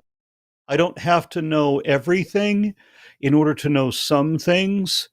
I know that evolution is real and demonstrable and verifiable by multiple ways, and that not just the Bible, but all scriptures of every religion are all wrong. I can show how to know both of these things. All right. So yes, religious literalism is wrong. Why is Okay. it wrong? You know why, but why? Well, because every scripture tells stories that we know in fact are not true. The Quran talks about how Right, yeah. Muhammad split the moon in two, for example. The moon, surprisingly, you look up at it, you can still see the whole thing. Funny that. Yes. Okay. So yes, And I agree. snakes But cannot talk. I can tell you because I've got 60 of them here in my house with me. None of them have ever spoken a word. naturally, yes. So if we're going to even look at it, if we're going to look at it in any way, it's got to be allegorically, right? Yeah, Well, Adam how and If Eve, you about want for to look at it at example. all, Adam and Eve, if how we're for about going you to tell us example. what consider your anything position about it, is? the only thing to consider is an allegory of it. We can't consider it literal. I mean, that's Exactly, yes. already except that's your stance. That's my stance. That should be everyone's stance, but there's reasons why it's Yeah. not. Okay, so before we go any further, can you tell us what your position is? Because I don't even know what you're arguing for yet. That's yes. I published a theory, and it's not a religious theory, but Tell it the does man what you think. back. It does back up, astonishingly, the Trinity, which is unexplained, and since existence is unexplained, and my theory explains it, that's kind of interesting, right? So ever since, I've sort of Okay. been looking at the atheist argument and just seeing what it is now, because I used to look at it and go right with you against the literalist. I was very, at the worst, agnostic. So So you're a quantum woo Trinity believer? no, not at all. I am a published theorist. You can review my falsifiable theory with Oh, observations who'd you that publish you with? can verify the theory with. What journal Just did you on Okay, publish so in? can you tell me? individual. Can you Yeah. just give me a Okay, simple? you're not published. Okay. Give me a Published, yeah. simple There's answer. over a dozen data sets. You can review them. Well, You try this said again. Who did you publish with? I mean, is incredulity a review, sir? Who are you? I'm talking to Aron, if that's you. I don't think it there's was. no Aaron here. Aaron is on other nights.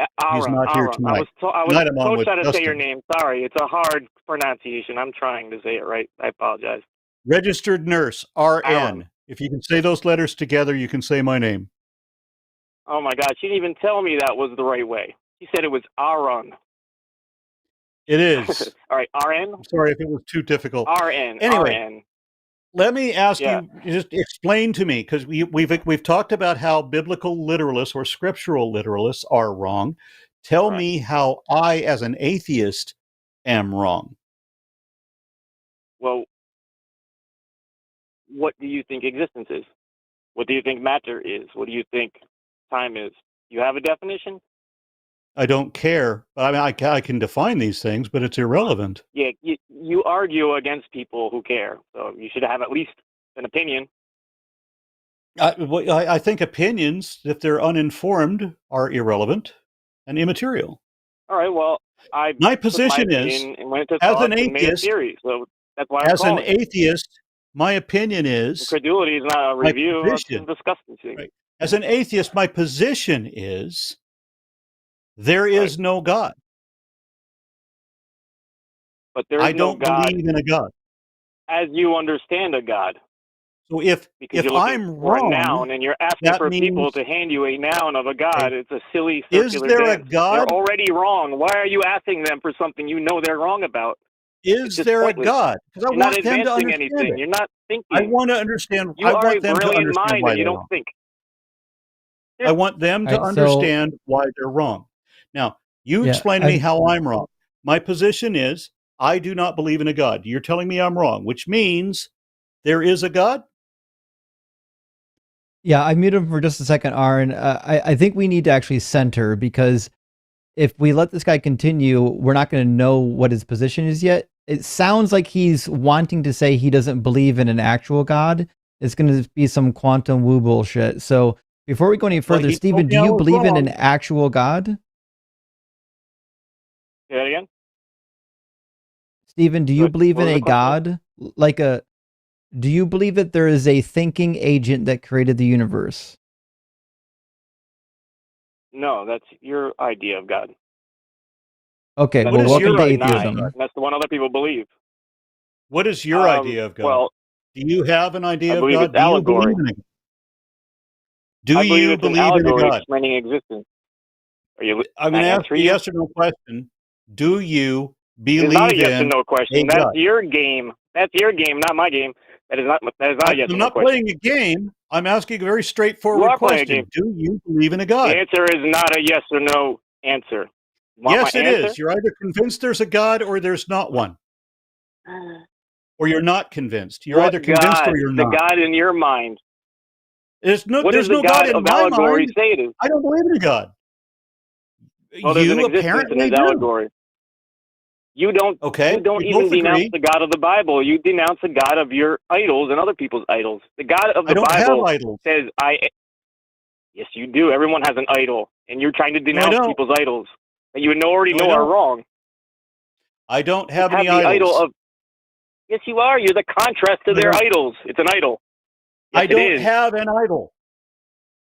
You are the talking, living embodiment of their idols' contrast. Wait, I'm the talking, living are the embodiment of basis somebody of them. else's idol? If that Yes, were true, you have an then I identity. still wouldn't have an You've idol. created the idol of no God. I don't have an You idol. insist. I don't insist. I don't. You don't. I challenge. You do. If there was a God, oh man, I would so want to know that. I want to know what is really true. There's never If going to be is a God really like true, that. You don't listen to even the Bible. It says, I'm a verb. I am what I am. It says, I am the Alpha and the Omega. That is contrast itself. Yeah, I do. What are you looking for? You're looking Truth? for idols, and you're denouncing idols. No, I'm not Big looking deal. for idols. You have yet to think I'm about not anything. looking for idols. I am not looking for All right, idols. you want to review my theory? For... I don't want to argue all day. You want to? I can. Why did you I don't want to call? say it online. It's called perspective. I am not theory. looking for idols. I am not looking for idols. I'm not looking for idols. I'm looking for truth.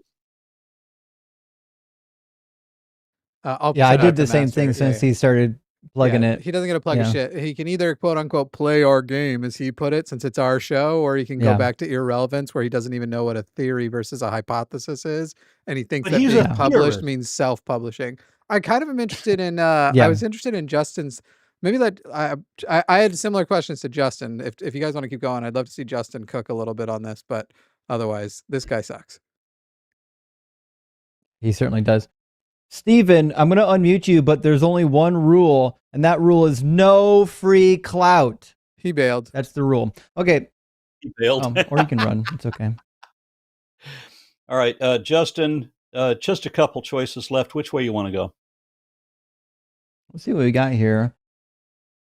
Well, we've had 2 in the queue for quite some time, and so let's take Natty from Brazil.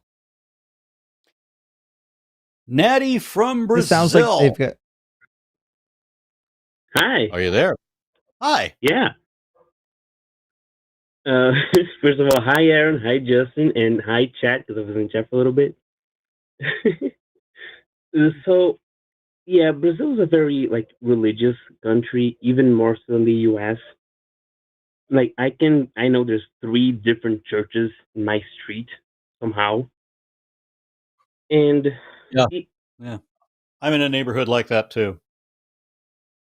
And it's always in my mind, because I've listened to the line for quite some time now.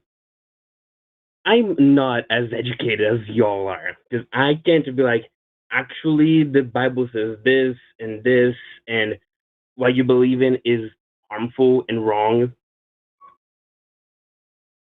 How do you even start to go to get to someone that has been religious for their whole life? How do you even start a conversation like, what you believe in is causing harm to people? How do you like your start that conversation? I like your question because it relates strongly to the last conversation we just had. The way you start is not by securing a position, it's by figuring out what your position is. So it starts with inquiry. You don't have a belief at the onset. You remain open to whatever the truth may be and start inquiring of, the advocates of either side as to their best arguments for either position.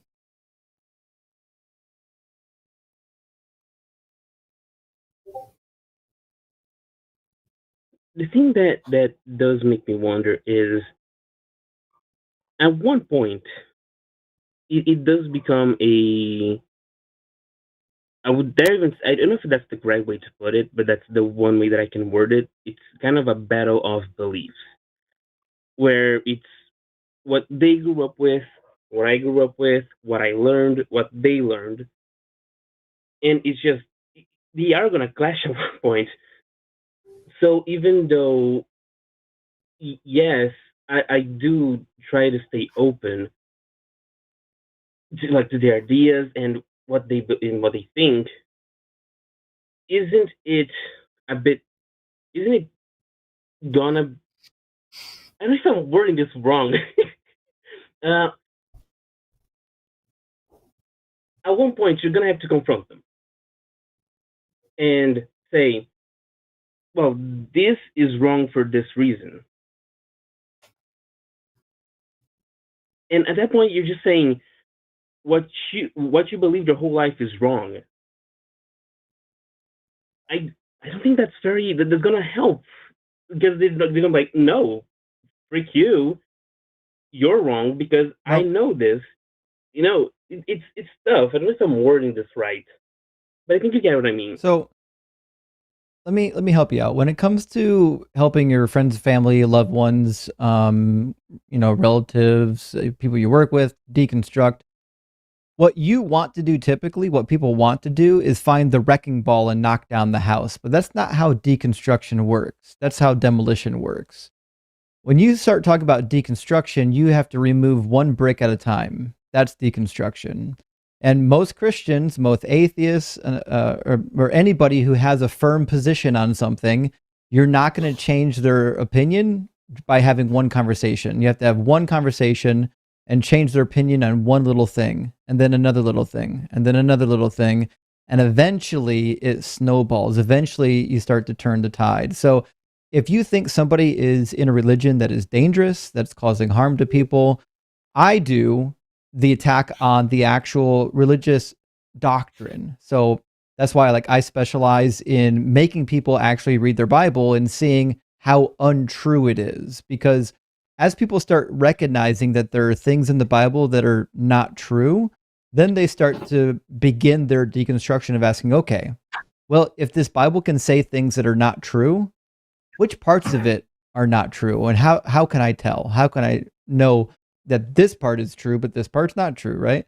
And then that's the floodgate for Christians. For Islam, it's different. For Islam, you can attack the hadiths if they believe in the hadiths, but there's so damn many of them, it's kind of pointless. You could attack the Quran. If you attack the Quran and show them the problems in the Quran, then that opens the door to deconstruction. But if you start with your religion is wrong and it's causing harm, I don't think you get anywhere with that person, because they're going to plug their ears and say, nuh-uh, this is God's word, right? So you've got to find a starting point, and you've got to take a chisel to the wall rather than a wrecking ball.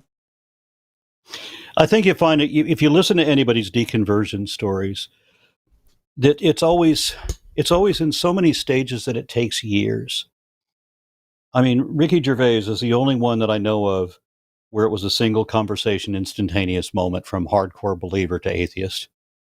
The rest of us honestly took years looking at different stages of it. Well, the Bible is certainly not entirely true, but bits of it surely must be. So many people believe in it.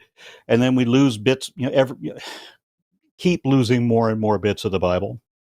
And then maybe Christianity isn't the true religion. Maybe there's no true religion, but that doesn't necessarily mean that there's not a God, right? So we try to look for every option. Where is the possible truth to it? What did people get wrong?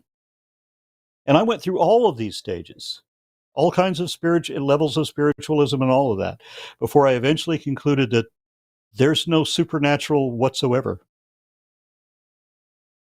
Mm-hmm. Yeah, mine took 10 years. It took me 10 years. Go ahead. Yeah, you can't just tell them. Yeah, I don't know how long it took Aron, but I know for me, it was a long process over 10 years, and it was death by 1,000 paper cuts. And if you're not prepared for that level of dedication, then I don't know if you're the right person that should push somebody into deconstruction. But if you're prepared for that, if you're prepared to take somebody by the hand for the next 10 years And as they deconstruct, then I think it's a great opportunity for you to get somebody started on that journey.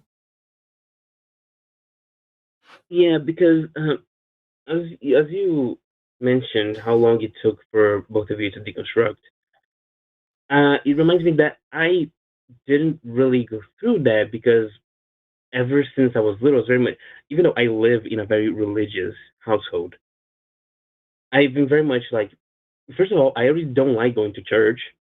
Second, I see no point in going to church. And then I was forced to go into like Bible study, and that only soured the whole thing more. And then I went, you know what? I'm just gonna look into if this is really is worth the effort. And then I kind of deconstructed from that. So yeah, maybe I think what's happening is that my own experiences are making me think that deconstructing is a process that is much faster than I think it is. Well, and you were young too. Like, so the older you are and the longer you've been in it, you're utilizing the sunk cost fallacy. You're less likely to change your ways because you spent so many years dedicated to it. Just like the person who's been dating someone for 6 years might ignore red flags that the person who's dating them for the second, third, or fourth date wouldn't ignore, right?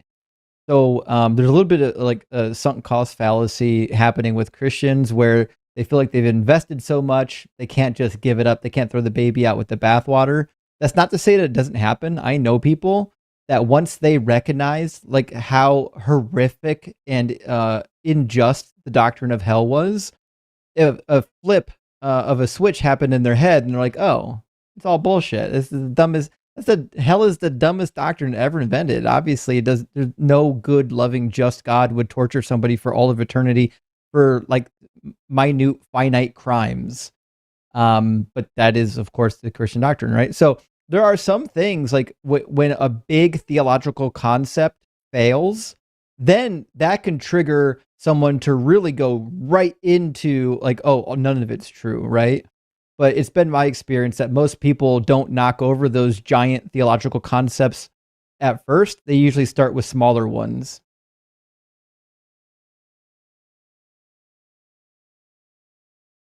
Okay, yeah, yeah. This conversation is giving me plenty of things to think about on, like, just the people around me because they're all super religious. So, yeah. All right. Well, thank you very much. Maybe I am not the correct person to even start talking with deconstruction to them. So, yeah. Yeah, sure. We have 2 theists in the queue, so I'm keen to know. Did we adequately address your question, Natty? Yes. Thank you so much. I'm gonna think about this a lot. Thank you very much. We'll go ahead and take on to the next call. And we have. Do you have a preference, Justin? No, I don't think so. Either one would be fine. I have a suspicion that Brian is going to lead down a long train of like word salad philosophy. So if you're up for that.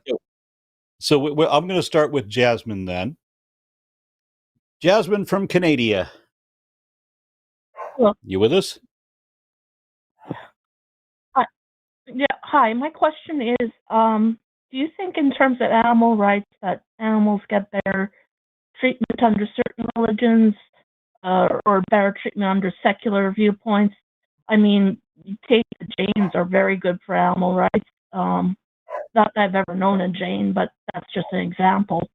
And in Christianity, you do have a spread. You know, like some in Christianity are very good for animal rights, believing that they're part of God's creation, and we're with Jesus as birth. But some Christians are pretty terrible too. So again, I want to hear your guys' viewpoints. I remember listening to a Muslim tell me how wonderful halal was because of how humanitarian they were in their slaughtering. And then on that same day, I saw a news story about how a halal butcher shop had been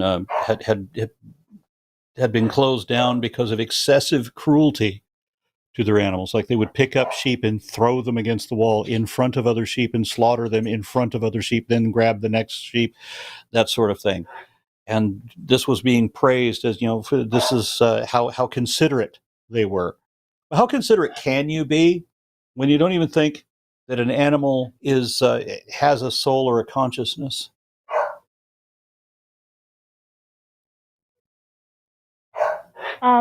Well, that differs between religions, doesn't it? Like some religions, that animal could have a soul of a person, and vice versa. Hinduism does allow especially the reincarnation religions. Yeah, that's when I left Christianity. Buddhism, Jainism as well. Yeah, when I left Christianity, I favored Hinduism for that reason.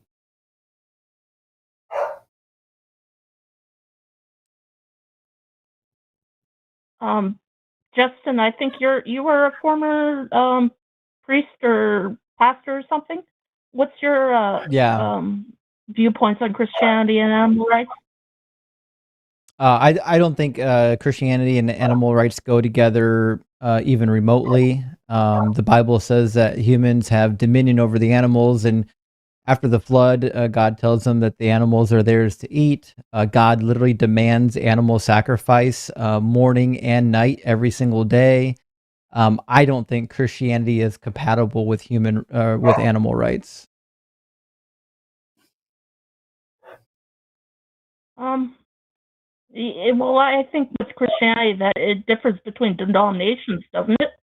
I mean, some are good and some are definitely bad. But yeah, there is that phrase where, in Christianity you have dominion over the animals. But what does dominion mean? Does it mean like shepherding, or does it mean again, you probably know better. Yeah, so it typically refers to having a rulership over somebody. So dominion typically comes from the root word melech for king in Hebrew. And so it refers to like an actual territory of some nature, or a realm in which you get to rule over. So when it says that they have dominion over the animals, that's typically how it's going to be inferred. And, God never says that it's bad to kill the animals. There's like a slight indication from Revelation that maybe you see the same thing in like Isaiah chapter 2 during the Messianic age, where it says the wolf will lie down with the lamb, the bear and the ox will eat straw together. There seems to be like this end times goal in which the animals no longer eat each other. But even at that, even during the Messianic age, according to the Hebrew Bible, there's still going to be sacrifices. We see it in Jeremiah 33. We see it in Isaiah 66. We see it in the latter third of Ezekiel. So as far as like humans' behavior towards animals, the Bible never at any point points towards an era where humans won't be slaughtering animals. No, I suppose under all the Abrahamic religions, animal sacrifice is Right. is wanted to some extent. But that was practice of a lot, except for like some of the Hindus, maybe the Buddhists and the Jains. Like I said, the Jains aren't really a good example in my mind of good with animal rights. But Jains, I couldn't be a Jain because I'd probably go a hell a million times for the amount of bugs I stepped on. So, did the Jains take it too far, for example? Mm-hmm. I think Islam is interesting in that the Quran talks about how Solomon would have conversations with various animals. Solomon in the Quran has the Dr. Doolittle ability of talking to animals. He could command troops of eagles or elephants or ants. And so it's interesting that they have this religion in which they understand, they accept that the religion, by explanation, accepts that animals have a degree of consciousness. Yet, look how they're treated. And in Christianity, in general, and animals are just disregarded entirely as having no consciousness, no value. Only people matter, and not dogs. And again, the Quran, which admits that ants and eagles and other birds and that sort of thing can have conversations with Socrates. They don't allow that a dog has any value at all, despite all its loyalty.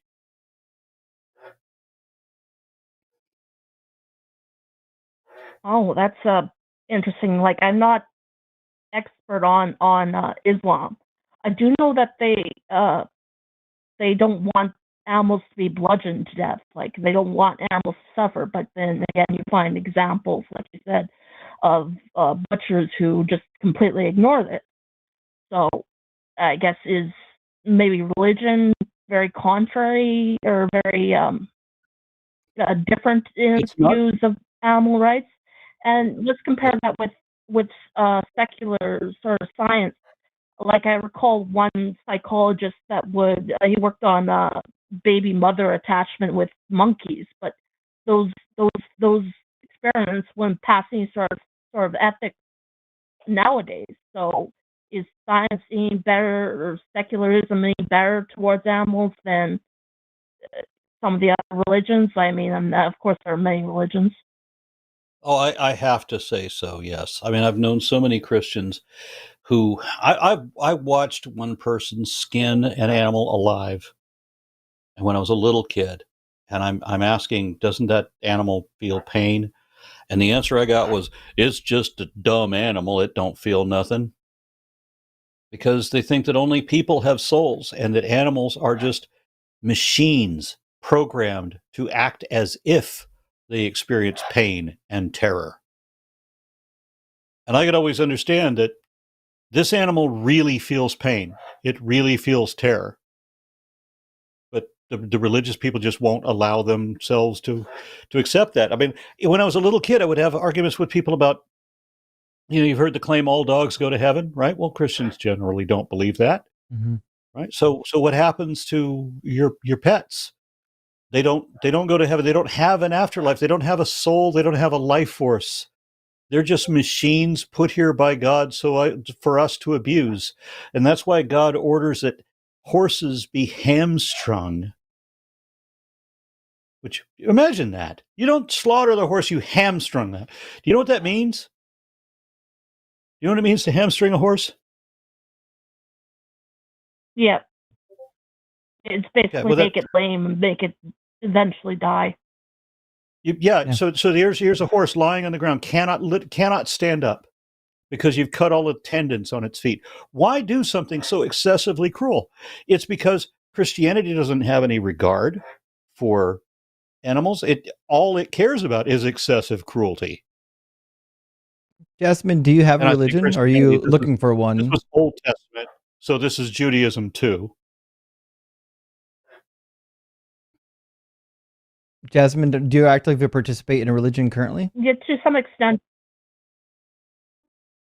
Yes, I do. Actually, thanks to you guys, I converted out of Christianity. So I got basically what I came here for. But I moved on to a non-Abrahamic religion, which I think I'm happier in, honestly. I'm curious, since you've mentioned Jane a bunch of times, but you said you couldn't be, so you're at least familiar with Eastern religions, and you've rejected Abrahamic religion, so you're not Jewish, you're not Muslim, you're not Baha'i. I'm curious.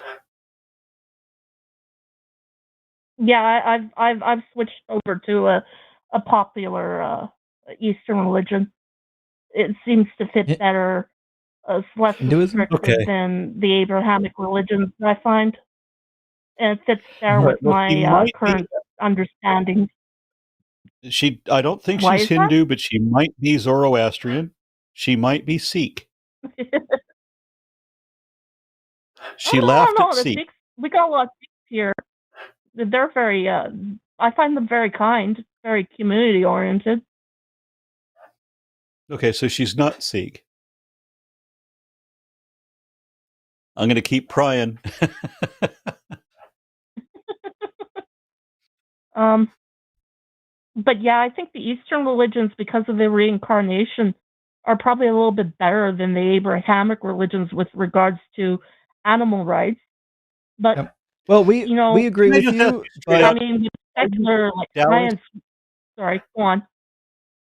Are you Taoist? Taoist? I like Taoism. I like the idea of flow with nature.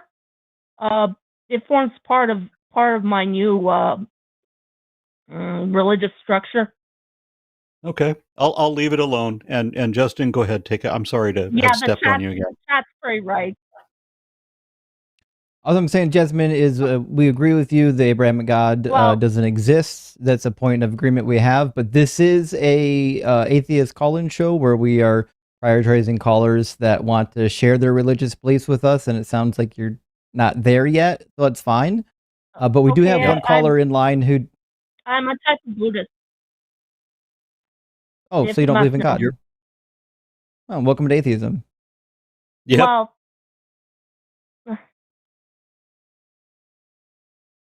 it depends on which version of Buddhism. Mixed, I'd say, yeah. Yeah. Yeah, there is more religious lines of Buddhism, but there are quite a few denominations. Yeah. I tend towards Mahayana Buddhism. But yeah, I was married in a Theravada temple, and one of the devotees there was definitely theistic. He's a Buddhist. He's a Buddhist teacher, Theravada Buddhism, but he was still teaching theism, which I thought was interesting.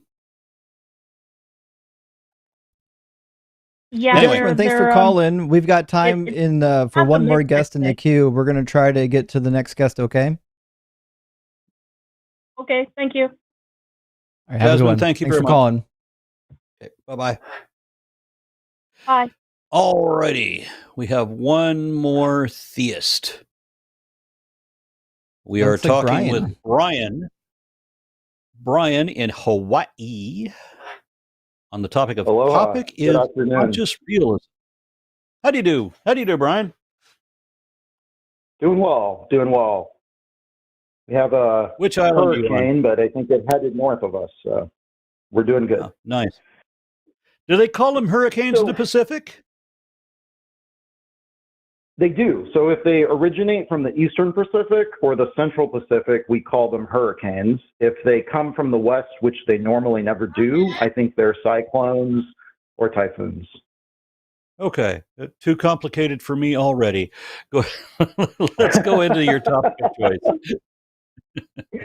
I'm calling about conscious realism, which basically posits that the objective reality that we all experience actually consists solely of conscious agents, that the physical world is in fact real, but it's only real as a user interface for those agents. So think of hybrid simulation theory, but not a simulation of an alien species or a simulation of something other than us, but a simulation of consciousness itself. So the idea is that consciousness is in fact fundamental to our reality, and without consciousness, there is no reality. And there have been some tests that we have done that have demonstrated before you that get this may too be far, I think we need to define what you actually mean, because I have no idea what this theory posits. What would be the difference between like the problem of solipsism and what you're positing? Because if our reality, the only reality that exists is being generated by our minds, it sounds like we could very well be brains in a vat. This is a little different than that. I think that the implications of this theory can lead to many different places, and that is one of them. And so in that sense, it would be more like The Matrix, which would be more of a documentary than it would be a sci-fi novel. But that's only one way to look at this, right? Okay, so let me make sure sure. Sorry to interrupt. I'm trying to I want to ask the right question so I know what you're talking about before you go on a long string of explanations. So do you believe that there is a deity that is external to my mind that created all things?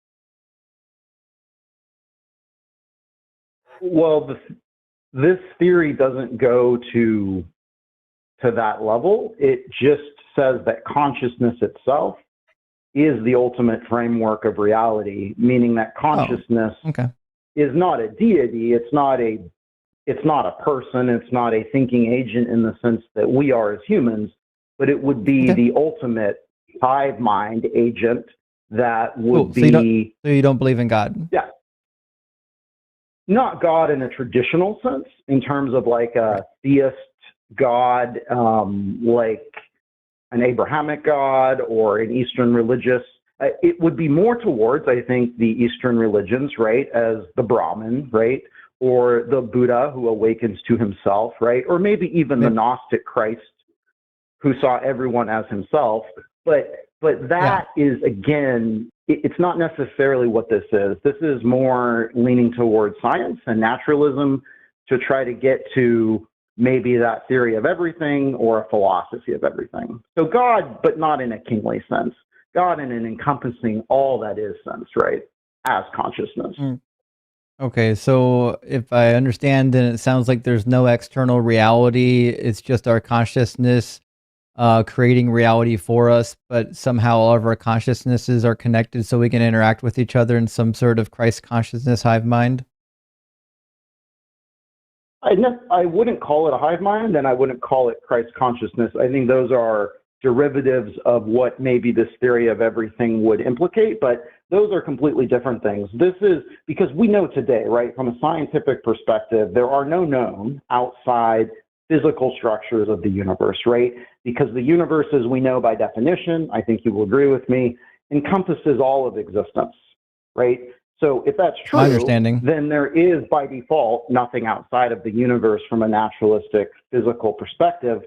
However, we have discovered things such as the Hercules Corona Borealis Great Wall, which it is possible to use universe in an alternate way. You know, some people would refer to multiple universes because the universe theoretically could just be like the existence of space, time, and matter, right? So if you've got a barrier or a boundary to space, time, and matter somewhere, and then another one elsewhere, or even nested universes, you know, you can get to multiple universes. But I would agree with you that, like, colloquially speaking, when we say universe, like, I'm just willing to agree with you that when I say universe, I just mean everything that exists. Isn't that cosmos? Right. I draw a distinction between universe and cosmos. Yeah. Yeah, and I think that that's a fair distinction here. This, I think, is more conceptual in the sense that it's exploring things that could exist, like geometric objects, right, and other dimensions or realms beyond our physical universe that we experience. It could be a part of the multiverse or something else. We do have a physical universe, right, made of atoms. But so it's not a simulation. Physical universe is but it's a projection of consciousness. So it's not a simulation in a sense of like a computer simulation. It's a projection of consciousness. Yes, atoms but only as yes, they do. But they're only a projection of cosmos, which they're only the projection of the consciousness, which means they don't exist. Well, again, they exist within dimensional space-time, which is our reality, but ultimately, from an ultimate conceptual reality, consciousness. So is it a dream or is it reality? You're telling me it's a dream, a projection of consciousness. So, again, this theory, I think you're getting into more Eastern religions, I think, that would teach more that, and I'm not saying that. I'm saying that there may be geometric structures outside dimensional space and time, such as the amphilohedron or the tetrahedron, that would explain our physical reality. And it could that mean consciousness is immaterial? Brian, do you think consciousness is immaterial? According to this theory, it is the thing that it is the subject of all objects, meaning it is the ultimate. It is the experience of everything, and so in a sense, it's immaterial. So it experiences itself back up, as material. Brian, but in an Brian, I know like not. You're having a brain spasm right now because I asked you a question that only requires a yes or no, and you didn't want to give me one, so I'll try again. Do you believe that consciousness is material or isn't material? Do you think that it's immaterial? I would say it's immaterial because it is the foundation of the projected material world. So at a very foundational sense, so it would be immaterial. I just needed the yes or no. Okay. So if our consciousness is it so frustrates me how people get everything exactly backwards, because consciousness is an aspect of biology. Biology is the basis, or excuse me, there's physics, which is at the basis of biology, and biology is subordinate to physics, and then consciousness is subordinate to biology. But you've just turned it all on its head to say that everything is a dream.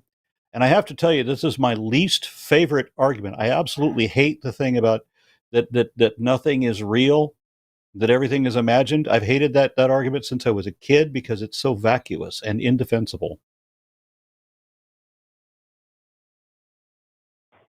Right, and I completely understand, which is one of the reasons I think that people like Donald Hoffman, a cognitive scientist at UCLA, Irvine, and others are beginning to catch on to this, is that it's not something that I think we would naturally think of, and so that's why it is interesting, but it is only interesting in a theory of everything type of way. I think this would transcend any type of religion or thought of that. I think this is talking about object and subject, and that consciousness itself would be the subject of all objects.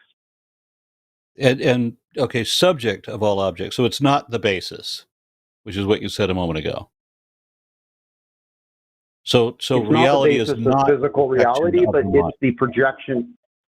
Physical reality is the projection of consciousness, so it is foundational. So instead of the material perspective, that consciousness originates from the brain. Yeah, exactly opposite. It is, yep. It is exactly opposite to what we traditionally have been taught and know of science, but in cognitive science, a new theoretical way of looking at physics and the general world, we are beginning to discover these things, and it's actually a mathematical equation. So what Donald Hoffman has done, I've talked to an awful lot of psychiatrists, parapsychologists, neuroscientists, and so forth. I haven't talked to a lot of psychiatrists, but I have talked to neuroscientists. I've never heard this from a neuroscientist. I only hear this from people who don't understand neuroscience.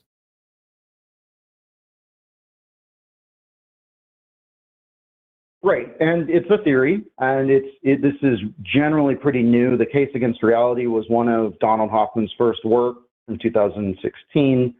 A lot of the stuff now, if you YouTube him, you'll find him on some different shows and stuff, but a lot of this is all groundbreaking in the sense that it's still outside of that box. As I said, you have to have a demonstrable fact. You said, well, this is a theory. No, it isn't.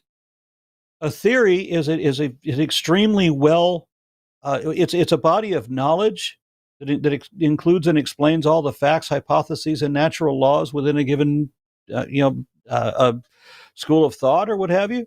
You don't have any of that. You don't have a basic fact to observe.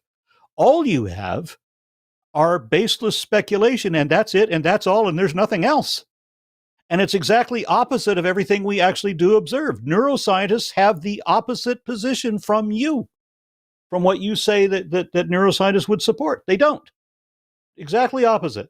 The majority of them do. You're correct. However, in this new field or new expression of science, cognitive science, they're beginning to see, there's 92 published works from Donald Hoffman. The majority of these are on there. They're beginning to see this. What? Okay, cite a study.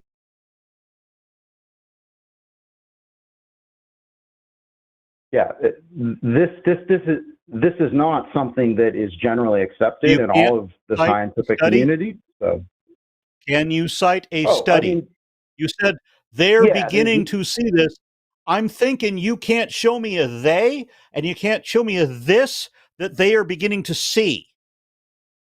I'm betting that you're going to fail all three of these. You could answer them all with a single citation of what they're beginning to see. Give me a cited study in peer-reviewed literature, which you would have if you're going to honestly make the statement that they're beginning to see this. So I know he has 92 works. I can try to pull some of those up.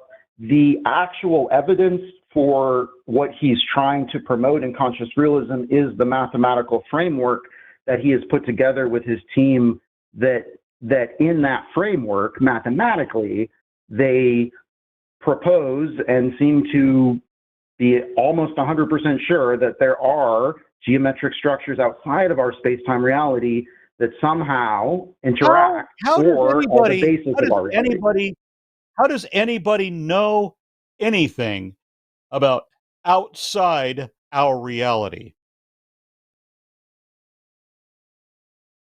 A great question. Show me, cite me that study, because that'll be the groundbreaking study. That will be the Nobel Prize.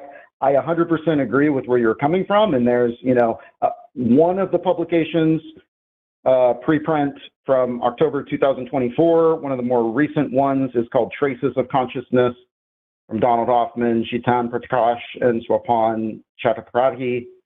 But there are multiple. There's 92. If I go to ResearchGate, it shows 92 publications by Donald Hoffman from the University of California at Irvine. Can you cite me one study that supports what you're saying now? What you said, they are beginning to see this. So the best one I got for you of these is called. You meant geometric shapes outside of reality, which by definition means not real. Cite me we're talking that about study. Tetrahedrons and amplihedrons and outside of our reality. What does it even mean to be outside of our reality? See, this is why I don't understand. You identified as a theist, and you may as well just said irrational, because that's the way it always wraps up to me. You don't have an argument that can be based on any actual facts. There's nothing you can actually show. All you do is assert things you cannot defend. Show me that there's a there. Show me that there's some truth to what you're saying. Cite me a peer-reviewed study where they showed geometric shapes outside of reality, and how they are beginning to see that reality is a projection of the mind, which is, again, absolute nonsense. It's completely upside down and backwards. Well, upside down and backwards would make sense, but it's upside down or backwards. But what about the CERN study, where consciousness did not view an object and they believe that material object did not exist because consciousness was not projecting it or aware of it? There's a third study? So there's two prior studies? Okay, so cite me the 3 studies and what they show. Okay, so back to Donald Hoffman real fast. The best one that I like is Space-Time is Doomed, Time is an Artifact from January of 2024, UCLA. Okay. I have the DOI number. I don't know if that... It's called Space-Time is Doomed, Time is an Artifact. Ryan. Yes. So what Aron is asking you for is a study. What you're doing is listing publications by a single individual, and that's not what a study is. Now, I've got Traces of Consciousness pulled up. I actually located it, and right at the beginning of it, in the very introduction, there's bad science. I know this guy is like a really good psychologist, but he shouldn't be touching physics ever. He completely bungles the wave collapse of the double slit experiment by not understanding what it means to observe it. It literally says in the introduction to the article, but when the system is observed, its state collapses. A complex superposition of agonistic states, I will never pronounce that word correctly, becomes a single agonist state. This collapse is non-unitary and random, and that is a problem. Well, he's wrong. The reason why the observer effect collapses the wave is not because it's random or non-unitary. It's because all methods of observations that we have interfere with it. It interacts with it. And that's why it collapses. I don't know if this guy has ever collaborated with a real physicist, but I do literally every week. I do a debate show Sunday morning with a real PhD physicist, and this guy would get laughed out of the building. I have no idea why he thinks he should be talking about quantum physics. He has no background in quantum physics. This is why we started the call, and I could tell that this was quantum woo. I would pay to watch the show where this guy talks to a physicist and a neuroscientist. So Brian, the point is, like, you're looking at one guy who published something, and I get it. Like, if you read this guy's publications, it might be really convincing. But you got to ask yourself, like, this guy is now pretending to know things about fields he has no education in, and I don't see any other people that are listed on these articles and publications with him that do have relevant backgrounds in these fields. This guy's way out of its depth. And like, it doesn't take much. I'll give you an example. I studied in Bible college and seminary. I studied the Hebrew Bible, right? Do I know what's in the New Testament? Absolutely. Am I qualified to be like an expert on the New Testament? No. Are they tangentially related? Yes. But I'm an expert? No. This guy is not even close to even tangentially related to quantum physics. He shouldn't be touching it. He shouldn't even be in the same building with it. And I understand that. It's strange to me. If you look him up online and just on YouTube, he's everywhere. And there's multiple, and I'm not saying YouTube podcasts are but a lot of these podcasts gets millions and millions of views, and he's on there, and you could say he's peddling this false science, if you will, but. Yeah, Joe Rogan gets millions of views. I'm not saying it's an argument. Yeah, I'm not saying it is an argument for truth. I'm just saying I find it odd that he's getting all this traction. There's people like me, I'm not the only one, but those of us that, went to school, I went to school for engineering, not physics. So I don't, I'm not a scientist. I'm not a biologist. That's not my field, but I do know a thing or two about information systems, and a lot of the stuff he put forth. I'm sorry? What? Did I hear you earlier say that CERN had done some study of consciousness? There was a study done that I remember where there was some point, I believe it was CERN, it could have been someone, I believe it was, because this was around the time they found the Biggs particle, which is the God particle, but not what we think it is, right? And then they also were able to take a proton from our reality or our dimension, and it went out of our dimension. They don't know what that means, but it means that there's some other dimension to our reality, which I think was something we proposed. But then there was another one around that time, I want to say in the last 10 years, where they were able to determine that if consciousness was not locked on a object in our physical reality, the atoms, that object in quantum physics, we know that it can be in two places at the same time, but also that that we somehow are affecting the quantum field, right? And there was a study done, and it at least appeared, or I have to be very careful here because I don't have the study handy. You said there was a study done, you better have a citation. Right, and I have to be very careful, but what I remember reading is either they had at least suspected or had confirmed that when consciousness does not look at a object that it is focused on, that object no longer exists in that current form. It either disappears or those atoms relocate somewhere else, and that physical thing that does not have consciousness does not exist. No, physically fixing your gaze upon something does nothing to its ontology, not even related, nothing to do with it. Yeah, I would challenge you to go find consciousness if consciousness does not.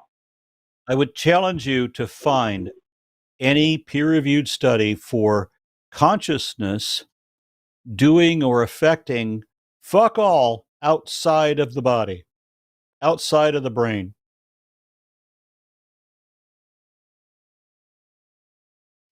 I'm betting you will never find anything that consciousness does anything at all outside of the body. No effect whatsoever. Which means that consciousness cannot be the basis on which reality is built. there's no evidence that we have that consciousness at this time can exist outside of a body. I think what Donald Hoffman's proposing is that consciousness chooses to insert itself in whatever bodies it chooses. Could be animals, could be human, anything with consciousness, right? And then that, in fact, is all there is. But it is the, so again, it I is encourage a you little far to out. reevaluate your position completely because it is baseless.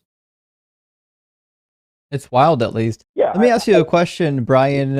What's the mechanism by which immaterial consciousness can produce the material world like atoms in space-time? I don't know, right? And that's not something that I think, I don't think we could ever know that. But if it is true that there are geometric shapes outside of space and time, it means that there is something outside of this reality, which would propose that whatever that thing is, it is whatever we are and is whatever is expressed. Somebody send me a peer-reviewed study that anybody ever verified any geometric shapes outside of our reality. Show me any study where anybody ever recognized anything, not just geometric shape, but anything, wave function, anything outside of our reality. Because I think that, how would the British put it? Oh, it's bollocks, what you're saying. Yeah, the closest I got for you is the Hercules Corona Borealis Great Wall, which is that colossal structure 10 billion light years across. It is so large it questions what our theories of cosmological events are. And I understand that's not proof of anything. That does not in any way imply geometric shapes outside of our reality. That does not substantiate your false claim that anybody has seen geometric shapes outside of our reality or verified any fuck all outside of our reality, nor that consciousness is the basis of anything. Your whole position, all of it, is entirely baseless. You have nothing to stand on. So the amplitude, and to be sure, which is the jewel, to be sure, the Hercules. Well, Brian, you meant the Hercules Corona Borealis is just a galaxy structure. It's a cloud of galaxies. Like, we know it exists within the reality that we live in.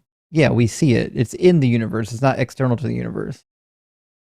I understand, but how it forms and how we understand it questions our cosmological theory of everything. And so I'm using that like what? as a string point. But you're right. It's the tetrahedrons and it's the amplitude outside of space and time that we would discover through the mathematical framework. What is it questioning?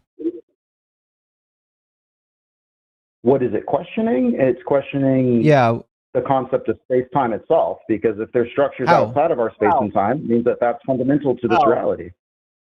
That's what I'm asking. How is it questioned? How? Who's saying that this galaxy cloud is existing outside of space-time? No, I'm not saying the Hercules Corona Borealis Great Wall is. I'm saying the amplituhedrons and the tetrahedrons exist theoretically as shaped geometric objects. Try to hang out of our space. Brian, hang on. We're not talking about dodecahedrons. We're talking about this galaxy structure, okay? This galaxy cluster exists within our reality, correct? Yes. And within our universe, correct? Yes. Okay, so what does this cluster of galaxies have to do with something existing outside of our reality? It challenges our current cosmological models and the recent data that we get from gamma ray bursts that suggests that, well, it suggests that our entire understanding of even the Big Bang, right, like all of cosmology itself, is now under question by our recent study. I'm asking just how. The things that were, for example, it's much larger than individual galaxies and clusters that we've ever seen, and what we first thought is completely different. And What? And it seems odd to find this in the universe. Are you saying that there are galaxies and galaxy clusters that are more fully formed closer to the Big Bang than we expected? Because we've known that for a while, ever since the James Webb. But this galaxy structure was discovered way before the James Webb. We knew about this way back in like 2012 and 13. 14. I think it was 14, yeah, is when we discovered it. So the reality is, like, it's not. I fail to understand how this galaxy structure challenges anything within physics. I mean, if all you're saying is there wasn't enough time for it to form after the Big Bang, I'm not a cosmologist, then but that's already being accounted for.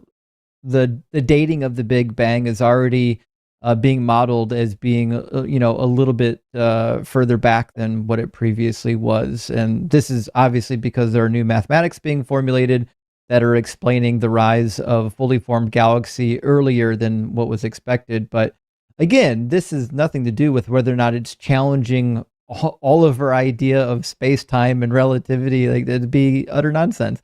You can adjust a timeline by 5% and call it a day. Like, that's nothing. That's within a deviation of error. True, but our cosmology models, right? So the complete models, not just of the Big Bang, right, but all of cosmology are changing because of this one discovery, which makes cosmologists wonder if... No, it's not. You didn't list one thing that's changing yet. Cosmology is correct. Brian, list one thing that's changed.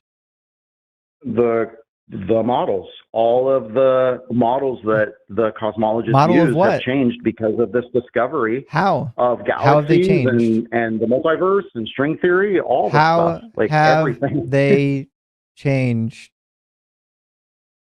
Again, I'm not a cosmologist. I can't give you particular examples, but you can go to Google and you can type it in and it'll tell you. So. Yeah, I'm pretty sure string theory was a mathematic theory, not a scientific theory, but I'm pretty sure, if I remember correctly, that they didn't have a model. And yeah, they want a model of everything, but they don't have one. So that can't be challenged. It doesn't yet exist. You said that they are seeing that consciousness is the basis of reality and that reality is a projection of consciousness. You have said absolutely nothing to support that. You made a handful of other claims you have not supported in any way at all.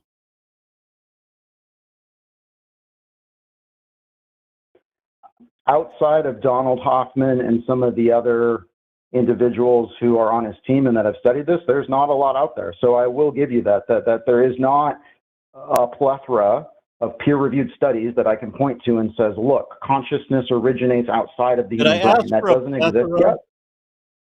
Did I ask for I asked you to show me that there's some truth to what you say. Something. I asked the only references I have are Donald Hoffman's 92 works.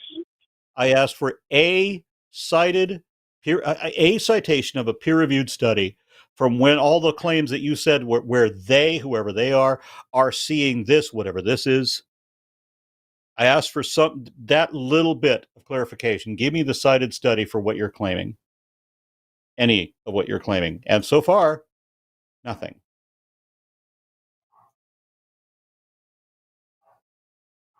Brian, let me suggest something. Just to answer his question, it's not final, but the closest is from PubMed from February 24th of 2022. It's titled, What Neuroscientists Think and Don't Think About Consciousness. Again, I think it's not conclusive, but Peter D. Kitchener and Colin G. Hills are the ones. It was published on PubMed on February 24th. Yeah, it's the PubMed. It's the Frontiers in Human Neuroscience. It's the Frontiers in Human Neuroscience. Yep. Okay, give me the title again. It's called What Neuroscientists Think and Don't Think About Consciousness by Peter D. Kitchener and Colin G. Hills. Okay, and this is peer-reviewed. I don't think this is a... Yeah, it is. It's on PubMed, but it's not... Here's the problem with me referencing this. I'm going to give you a warning, is it doesn't... I don't think it's the slam dunk you want, and it's not. So it's... I'm not asking for a slam dunk. I'm not asking for a plethora I'm not asking for slam dunk. I'm asking for any truth at all. So what neuroscientists think of...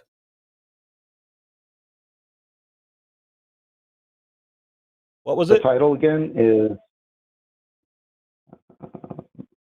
What neuroscientists think of... Just think of consciousness. Consciousness. Yep. Okay.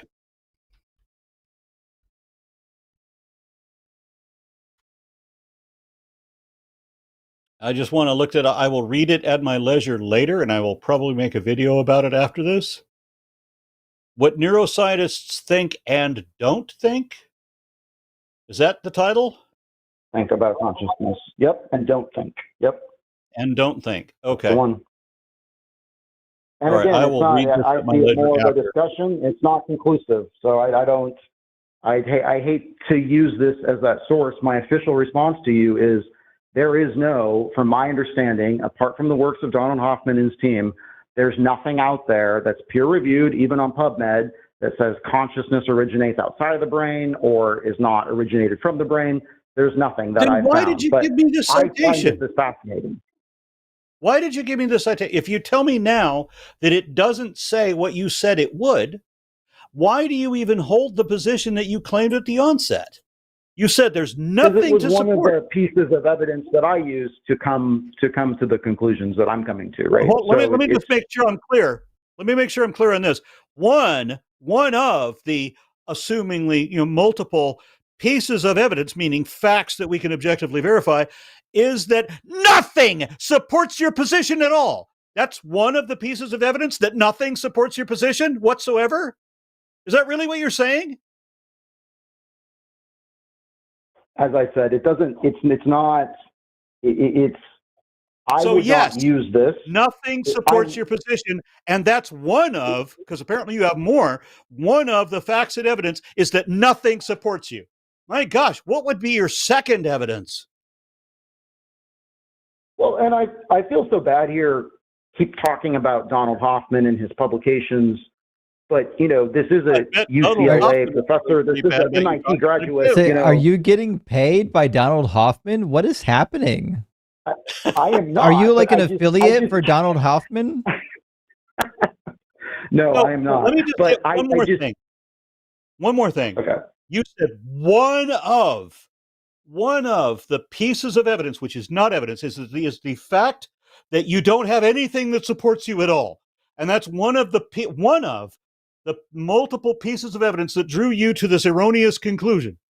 So give me another one of the evidence that doesn't support you. What would that be? Because you said one of. That doesn't or does? Is it nothing supports you? So give me another one. And take your time to think about that, Brian. Just take a minute, take a deep breath, try to think of what the best source is, because we don't want 100 of them. And while you're doing that, let me read you a snippet from the conclusion of the first study you cited, which is in contradiction to what you said. It says, what is proposed here isn't an electromagnetic theory of consciousness, but a case for why a theory of consciousness should be sought in the electromagnetic phenomenon of the brain. It proposes that the electromagnetic as the answer to the challenge, and then it describes how they believe consciousness arrives from the electromagnetism produced by the brain. So in this particular study, they're suggesting that consciousness derives from the brain itself. They're just trying to figure out what the mechanism is that causes it, and they're pointing towards electromagnetism. Okay, so that answers his second question. One of the evidences, or the facts and evidence that supports his position, is that nothing supports his position. That's one. And two is that the studies he cites say exactly the opposite of what he says. That's his second one. Let me go back and do my homework.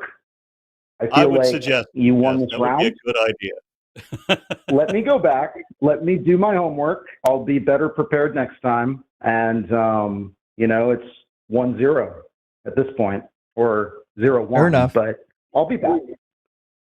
That's a very good response, and I appreciate that.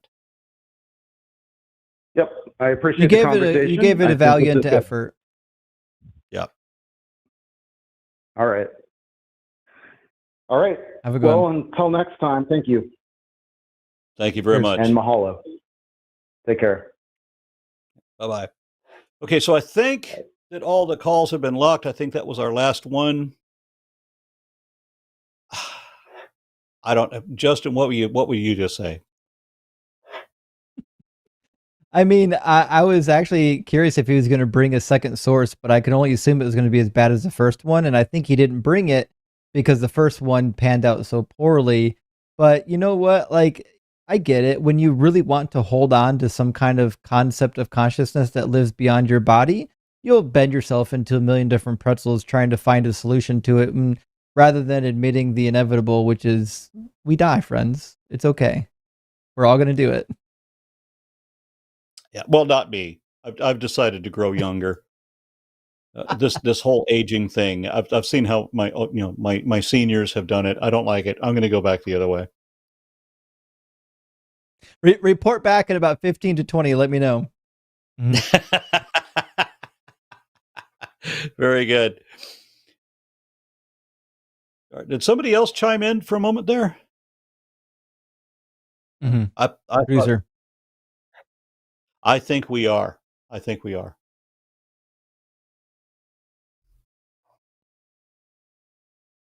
Well, our first one is from Kelly Scher. It says women have ing, or maybe women having a hard time in the military since there were women.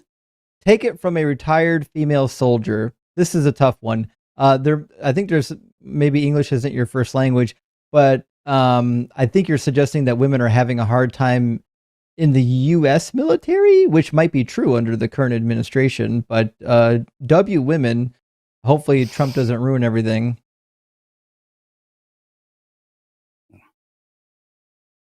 And then $4.99 from Godwin. Aron Ra saved my soul. His 8-part series on why Noah's flood wasn't true was the straw that broke the camel's back. Jesus thought it was true, so he ain't the Son of God.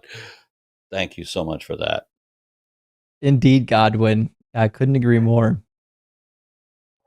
And from the Atheist Mechanic said, the only prophecy that really matters is any from the monad. And I apologize because I don't know the reference, but I'm sure others do. Yeah, I don't know it either. Space Barbarian said, I prefer the prophecies of Edmund Halley. He used math and physics. I tend to agree.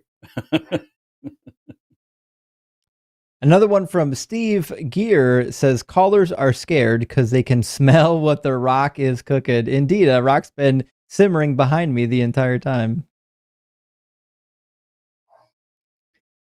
A Krennic said, how many languages do Justin and Aron know and or are fluent in? I greatly admire you both. I will confess that I was very nearly bilingual in English and Russian. However, Putin, about 4 years ago, I just couldn't stand him anymore. And I stopped. I'd been studying Russian for 10 years, and I just stopped. I realized I was never going to go to Russia, not while that man lives. I don't blame you. I wouldn't want to go either. I've taken quite a few languages. When I was in school, I took German. I used to speak German pretty well. I don't remember hardly any of it. Like, I feel like if you dropped me off in Germany, I'd pick bits and pieces up. I did also take Greek and Hebrew in school, and a lot more Hebrew than Greek. So I can typically pick up a Hebrew Bible and read most of it, and maybe sometimes a little bit of cheaters. But my vocabulary is waning since I've been out of school for so long. But I am actually retaking modern Hebrew, so I can go over eventually to do some archaeological digs in Israel. So I should be re-upping my Hebrew game here real soon.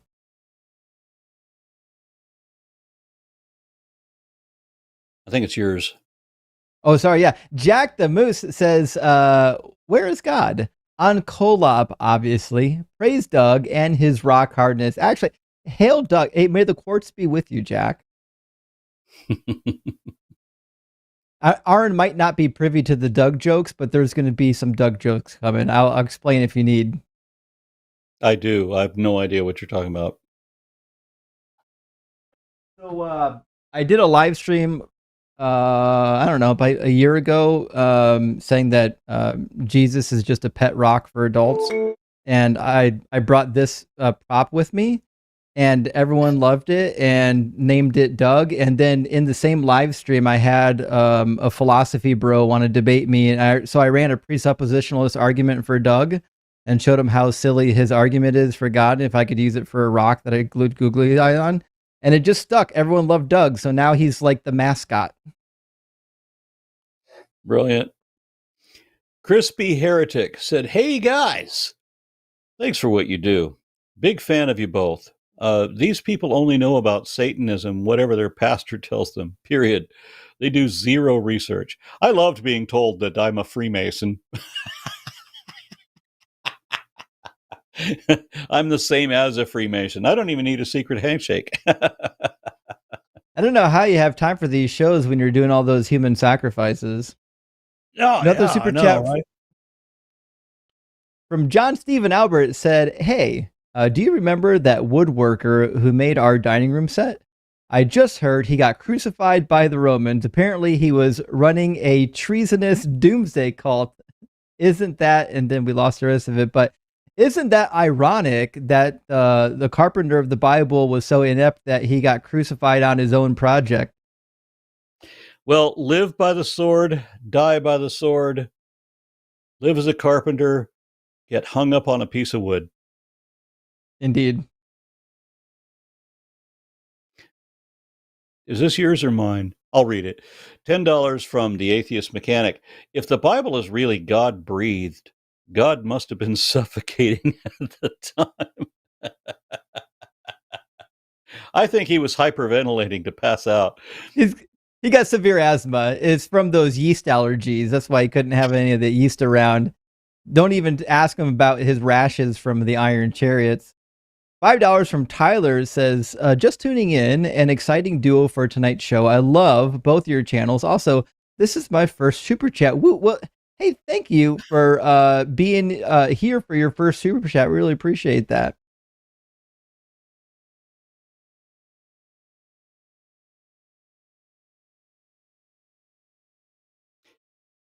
You want to read this one? Or did you I got just? It, yep. Okay, so all right, so $10 Californian from Sean F. This is for the electrician fund to install a new outlet for the microwave. You can't run your call-in studio on the same circuit.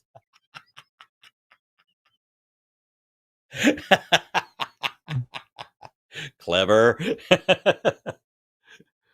And I'm going to try to read this name. It looks like Zombie Gangsta Samurai said, every Satanist I've ever met was cooler and more kind and more empathetic than any Christian I've ever met. And that's been my experience. I actually read the Satanic Bible way back when I was in high school because I was just a voracious reader.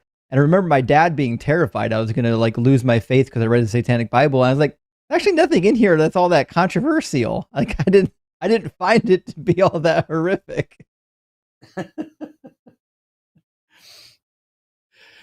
And we have 300 Mexican pesos from Carlos Valdez. Says, just another freaking killer combo.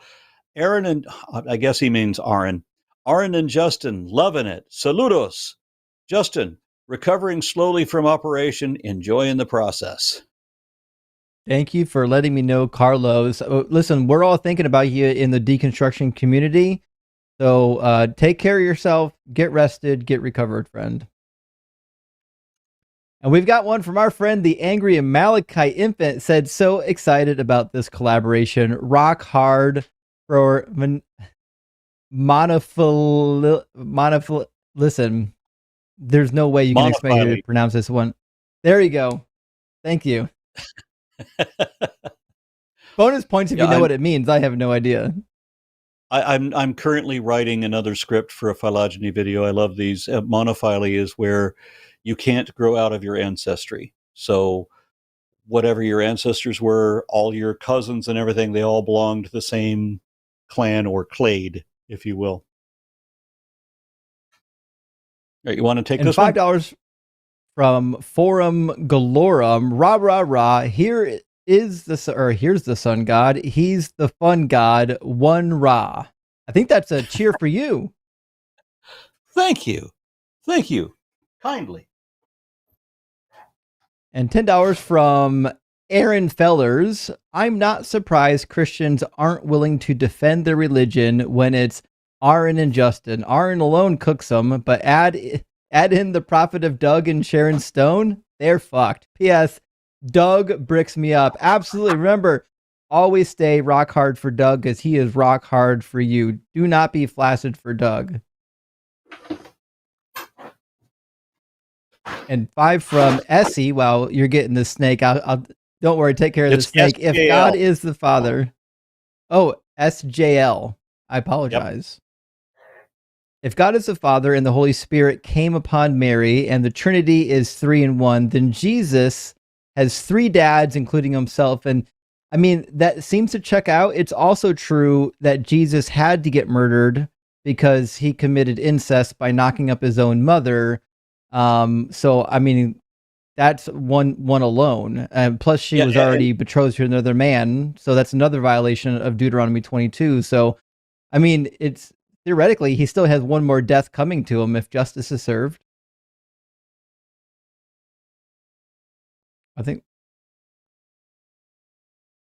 Aron, your video's pausing for a second.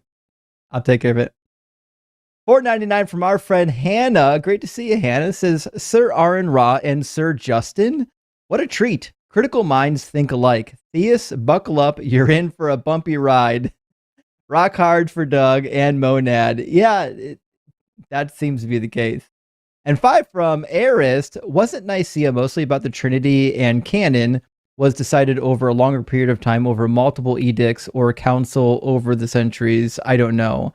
Arist, it's a little bit messy because, like, when we talk about the Nicene council, like, yes, they talked about the canon. It certainly was a thing that happened. They talked about Arius. Certainly was a thing that happened.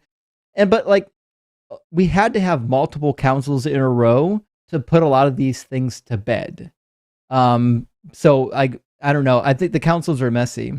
And 10 from our friend X Million says both Matthew and Luke portray the Holy Spirit coming over Mary's womb to conceive Christ. What role is left for God the Father to play in this equation? I mean, as far as I know, if it was just the Spirit coming over Mary and not the Trinity, then it's some sort of weird some sort of weird Nephilim situation. But if it's the Trinity that's coming on top of Mary, now like we really just run afoul into like biblical bukkake. I don't even know what to do with that. Mary, for all we know from the writings of Celsus, was sleeping around. It's hard to know what her fetishes were. And now this whole stream has been demonetized. I apologize. Curse you for stealing my joke that I was about to make. $10 from the Atheist Mechanic. Aron, I'm sure you'll appreciate this, but I just got my first axanthic ball python. She is visual VPI axanthic het pied. She's only a month and a half old and a beautiful baby. I named her Lilith. That's adorable. I have an extreme reverse Okatee corn snake named Lilith. Anyway, so thank you for sharing that. And 5 from Good Question. Calling the line sounds busy and then the call stops. I don't know what to say about that. And this, by the way, is Ozzy. And he is Ozzy because he's an Aussie python. And my Aussie jungle carpet python, my wife bought him the day that Ozzy Osbourne died. So can you all get, because we bought a mate for him too. Can you guess what her name is? Sharon! No, my first guess got to be Sharon. Okay. You reading this one? Sure, I got you. 5 from Sonic Shroom says, Jesus condoned animal sacrifice when he cleansed the temple. He never said to stop sacrificing animals. Yeah, of course. Jesus never said a dang thing about cutting off the sacrifices of animals. And I'm not too surprised about that. Look what he says in Luke 19 about humans. He says, those who didn't want me to be king over them, bring them before me and slaughter them in my presence. He's willing to slaughter human beings. I can't imagine he's going to budge animals. Yeah. $5 from Stomp 10. Great show today. Can tell me more about Numbers 31 in regards to why the Israelites committed those terrible acts?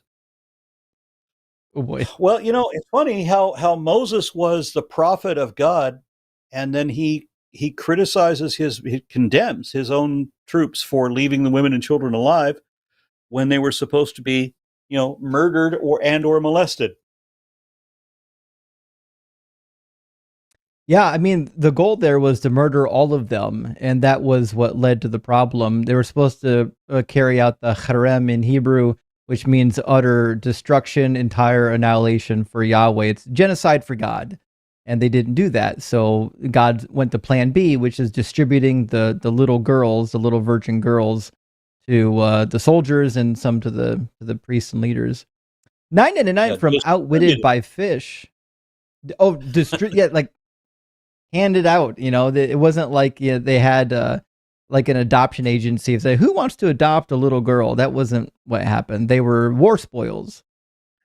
999 from Outwitted by Fish says, picking a nit. One cannot look up at the moon and see it has not been split in two.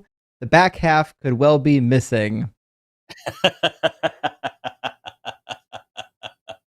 Fair enough. I think we landed there once. Yeah, but we didn't land on that side. I think the Indians landed on that side recently.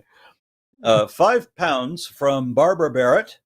I believe consciousness is a side effect of the brain, not its purpose. It's not even of the brain. It's an aspect of biology.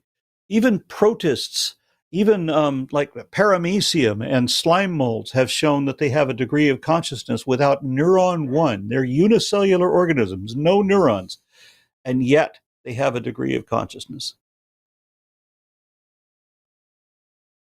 And 10 from Natty the Panda says, thanks for answering my question. And Aron, since you like snakes, I assume you like to know about cool critters too. I'm big on beetles, and Chrysina limbata is one of my favorite species of beetle. I don't know why people assume that I like snakes. I can't imagine why.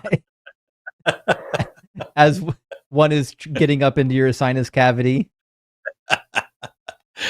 $5 from DK Dreamkeeper. Brian is conflating the Large Hadron Collider with the double slit experiment. Even the double slit, they've ruled out the observer effect. I was so confused at that, where he was going with that. I'm like, what the fuck study was CERN ever interested in consciousness? And he mentioned the double slit.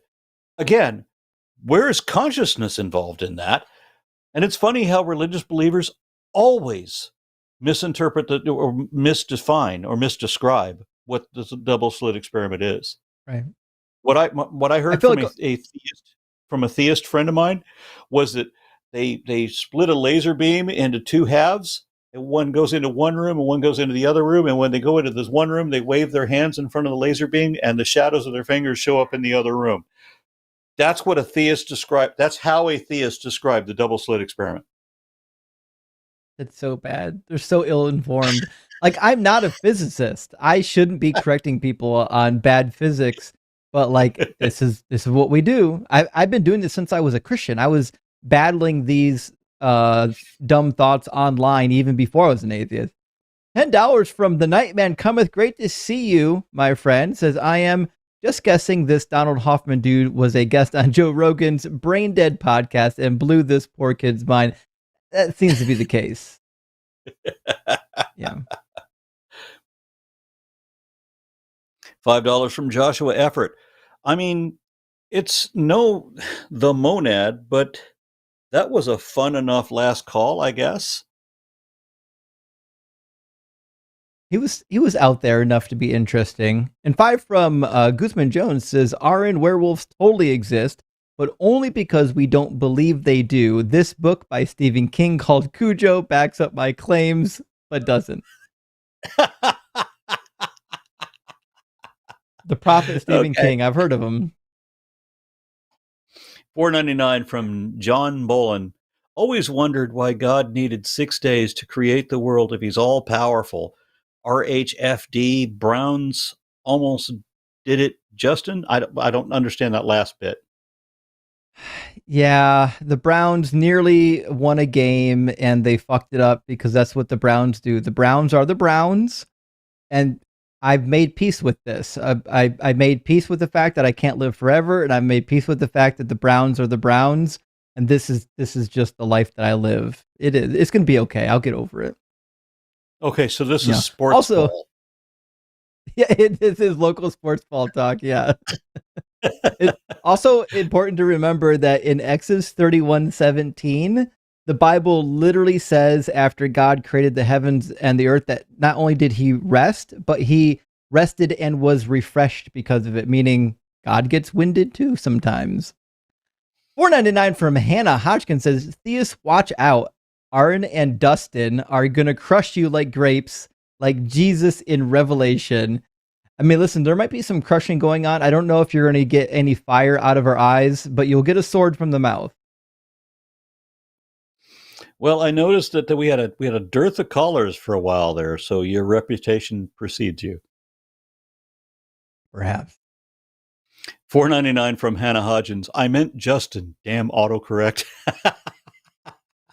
I knew that's what you meant, Hannah. Don't worry. I saw a text that said, "Dear autocorrect, it's not ducking. It's never ducking."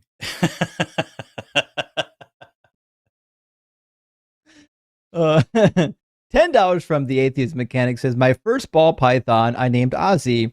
He's a banana gargoyle. Cinnamon, I don't know what HRA means. He's still with me and growing beautifully. Well, I'm glad. Is that in the picture of your profile picture? Is that your? Well, yes, it is. Not Ozzy. Must be. He's a cute looking guy. All right. Well, thank you for being here, friends. Thank you for all the likes and shares and supers.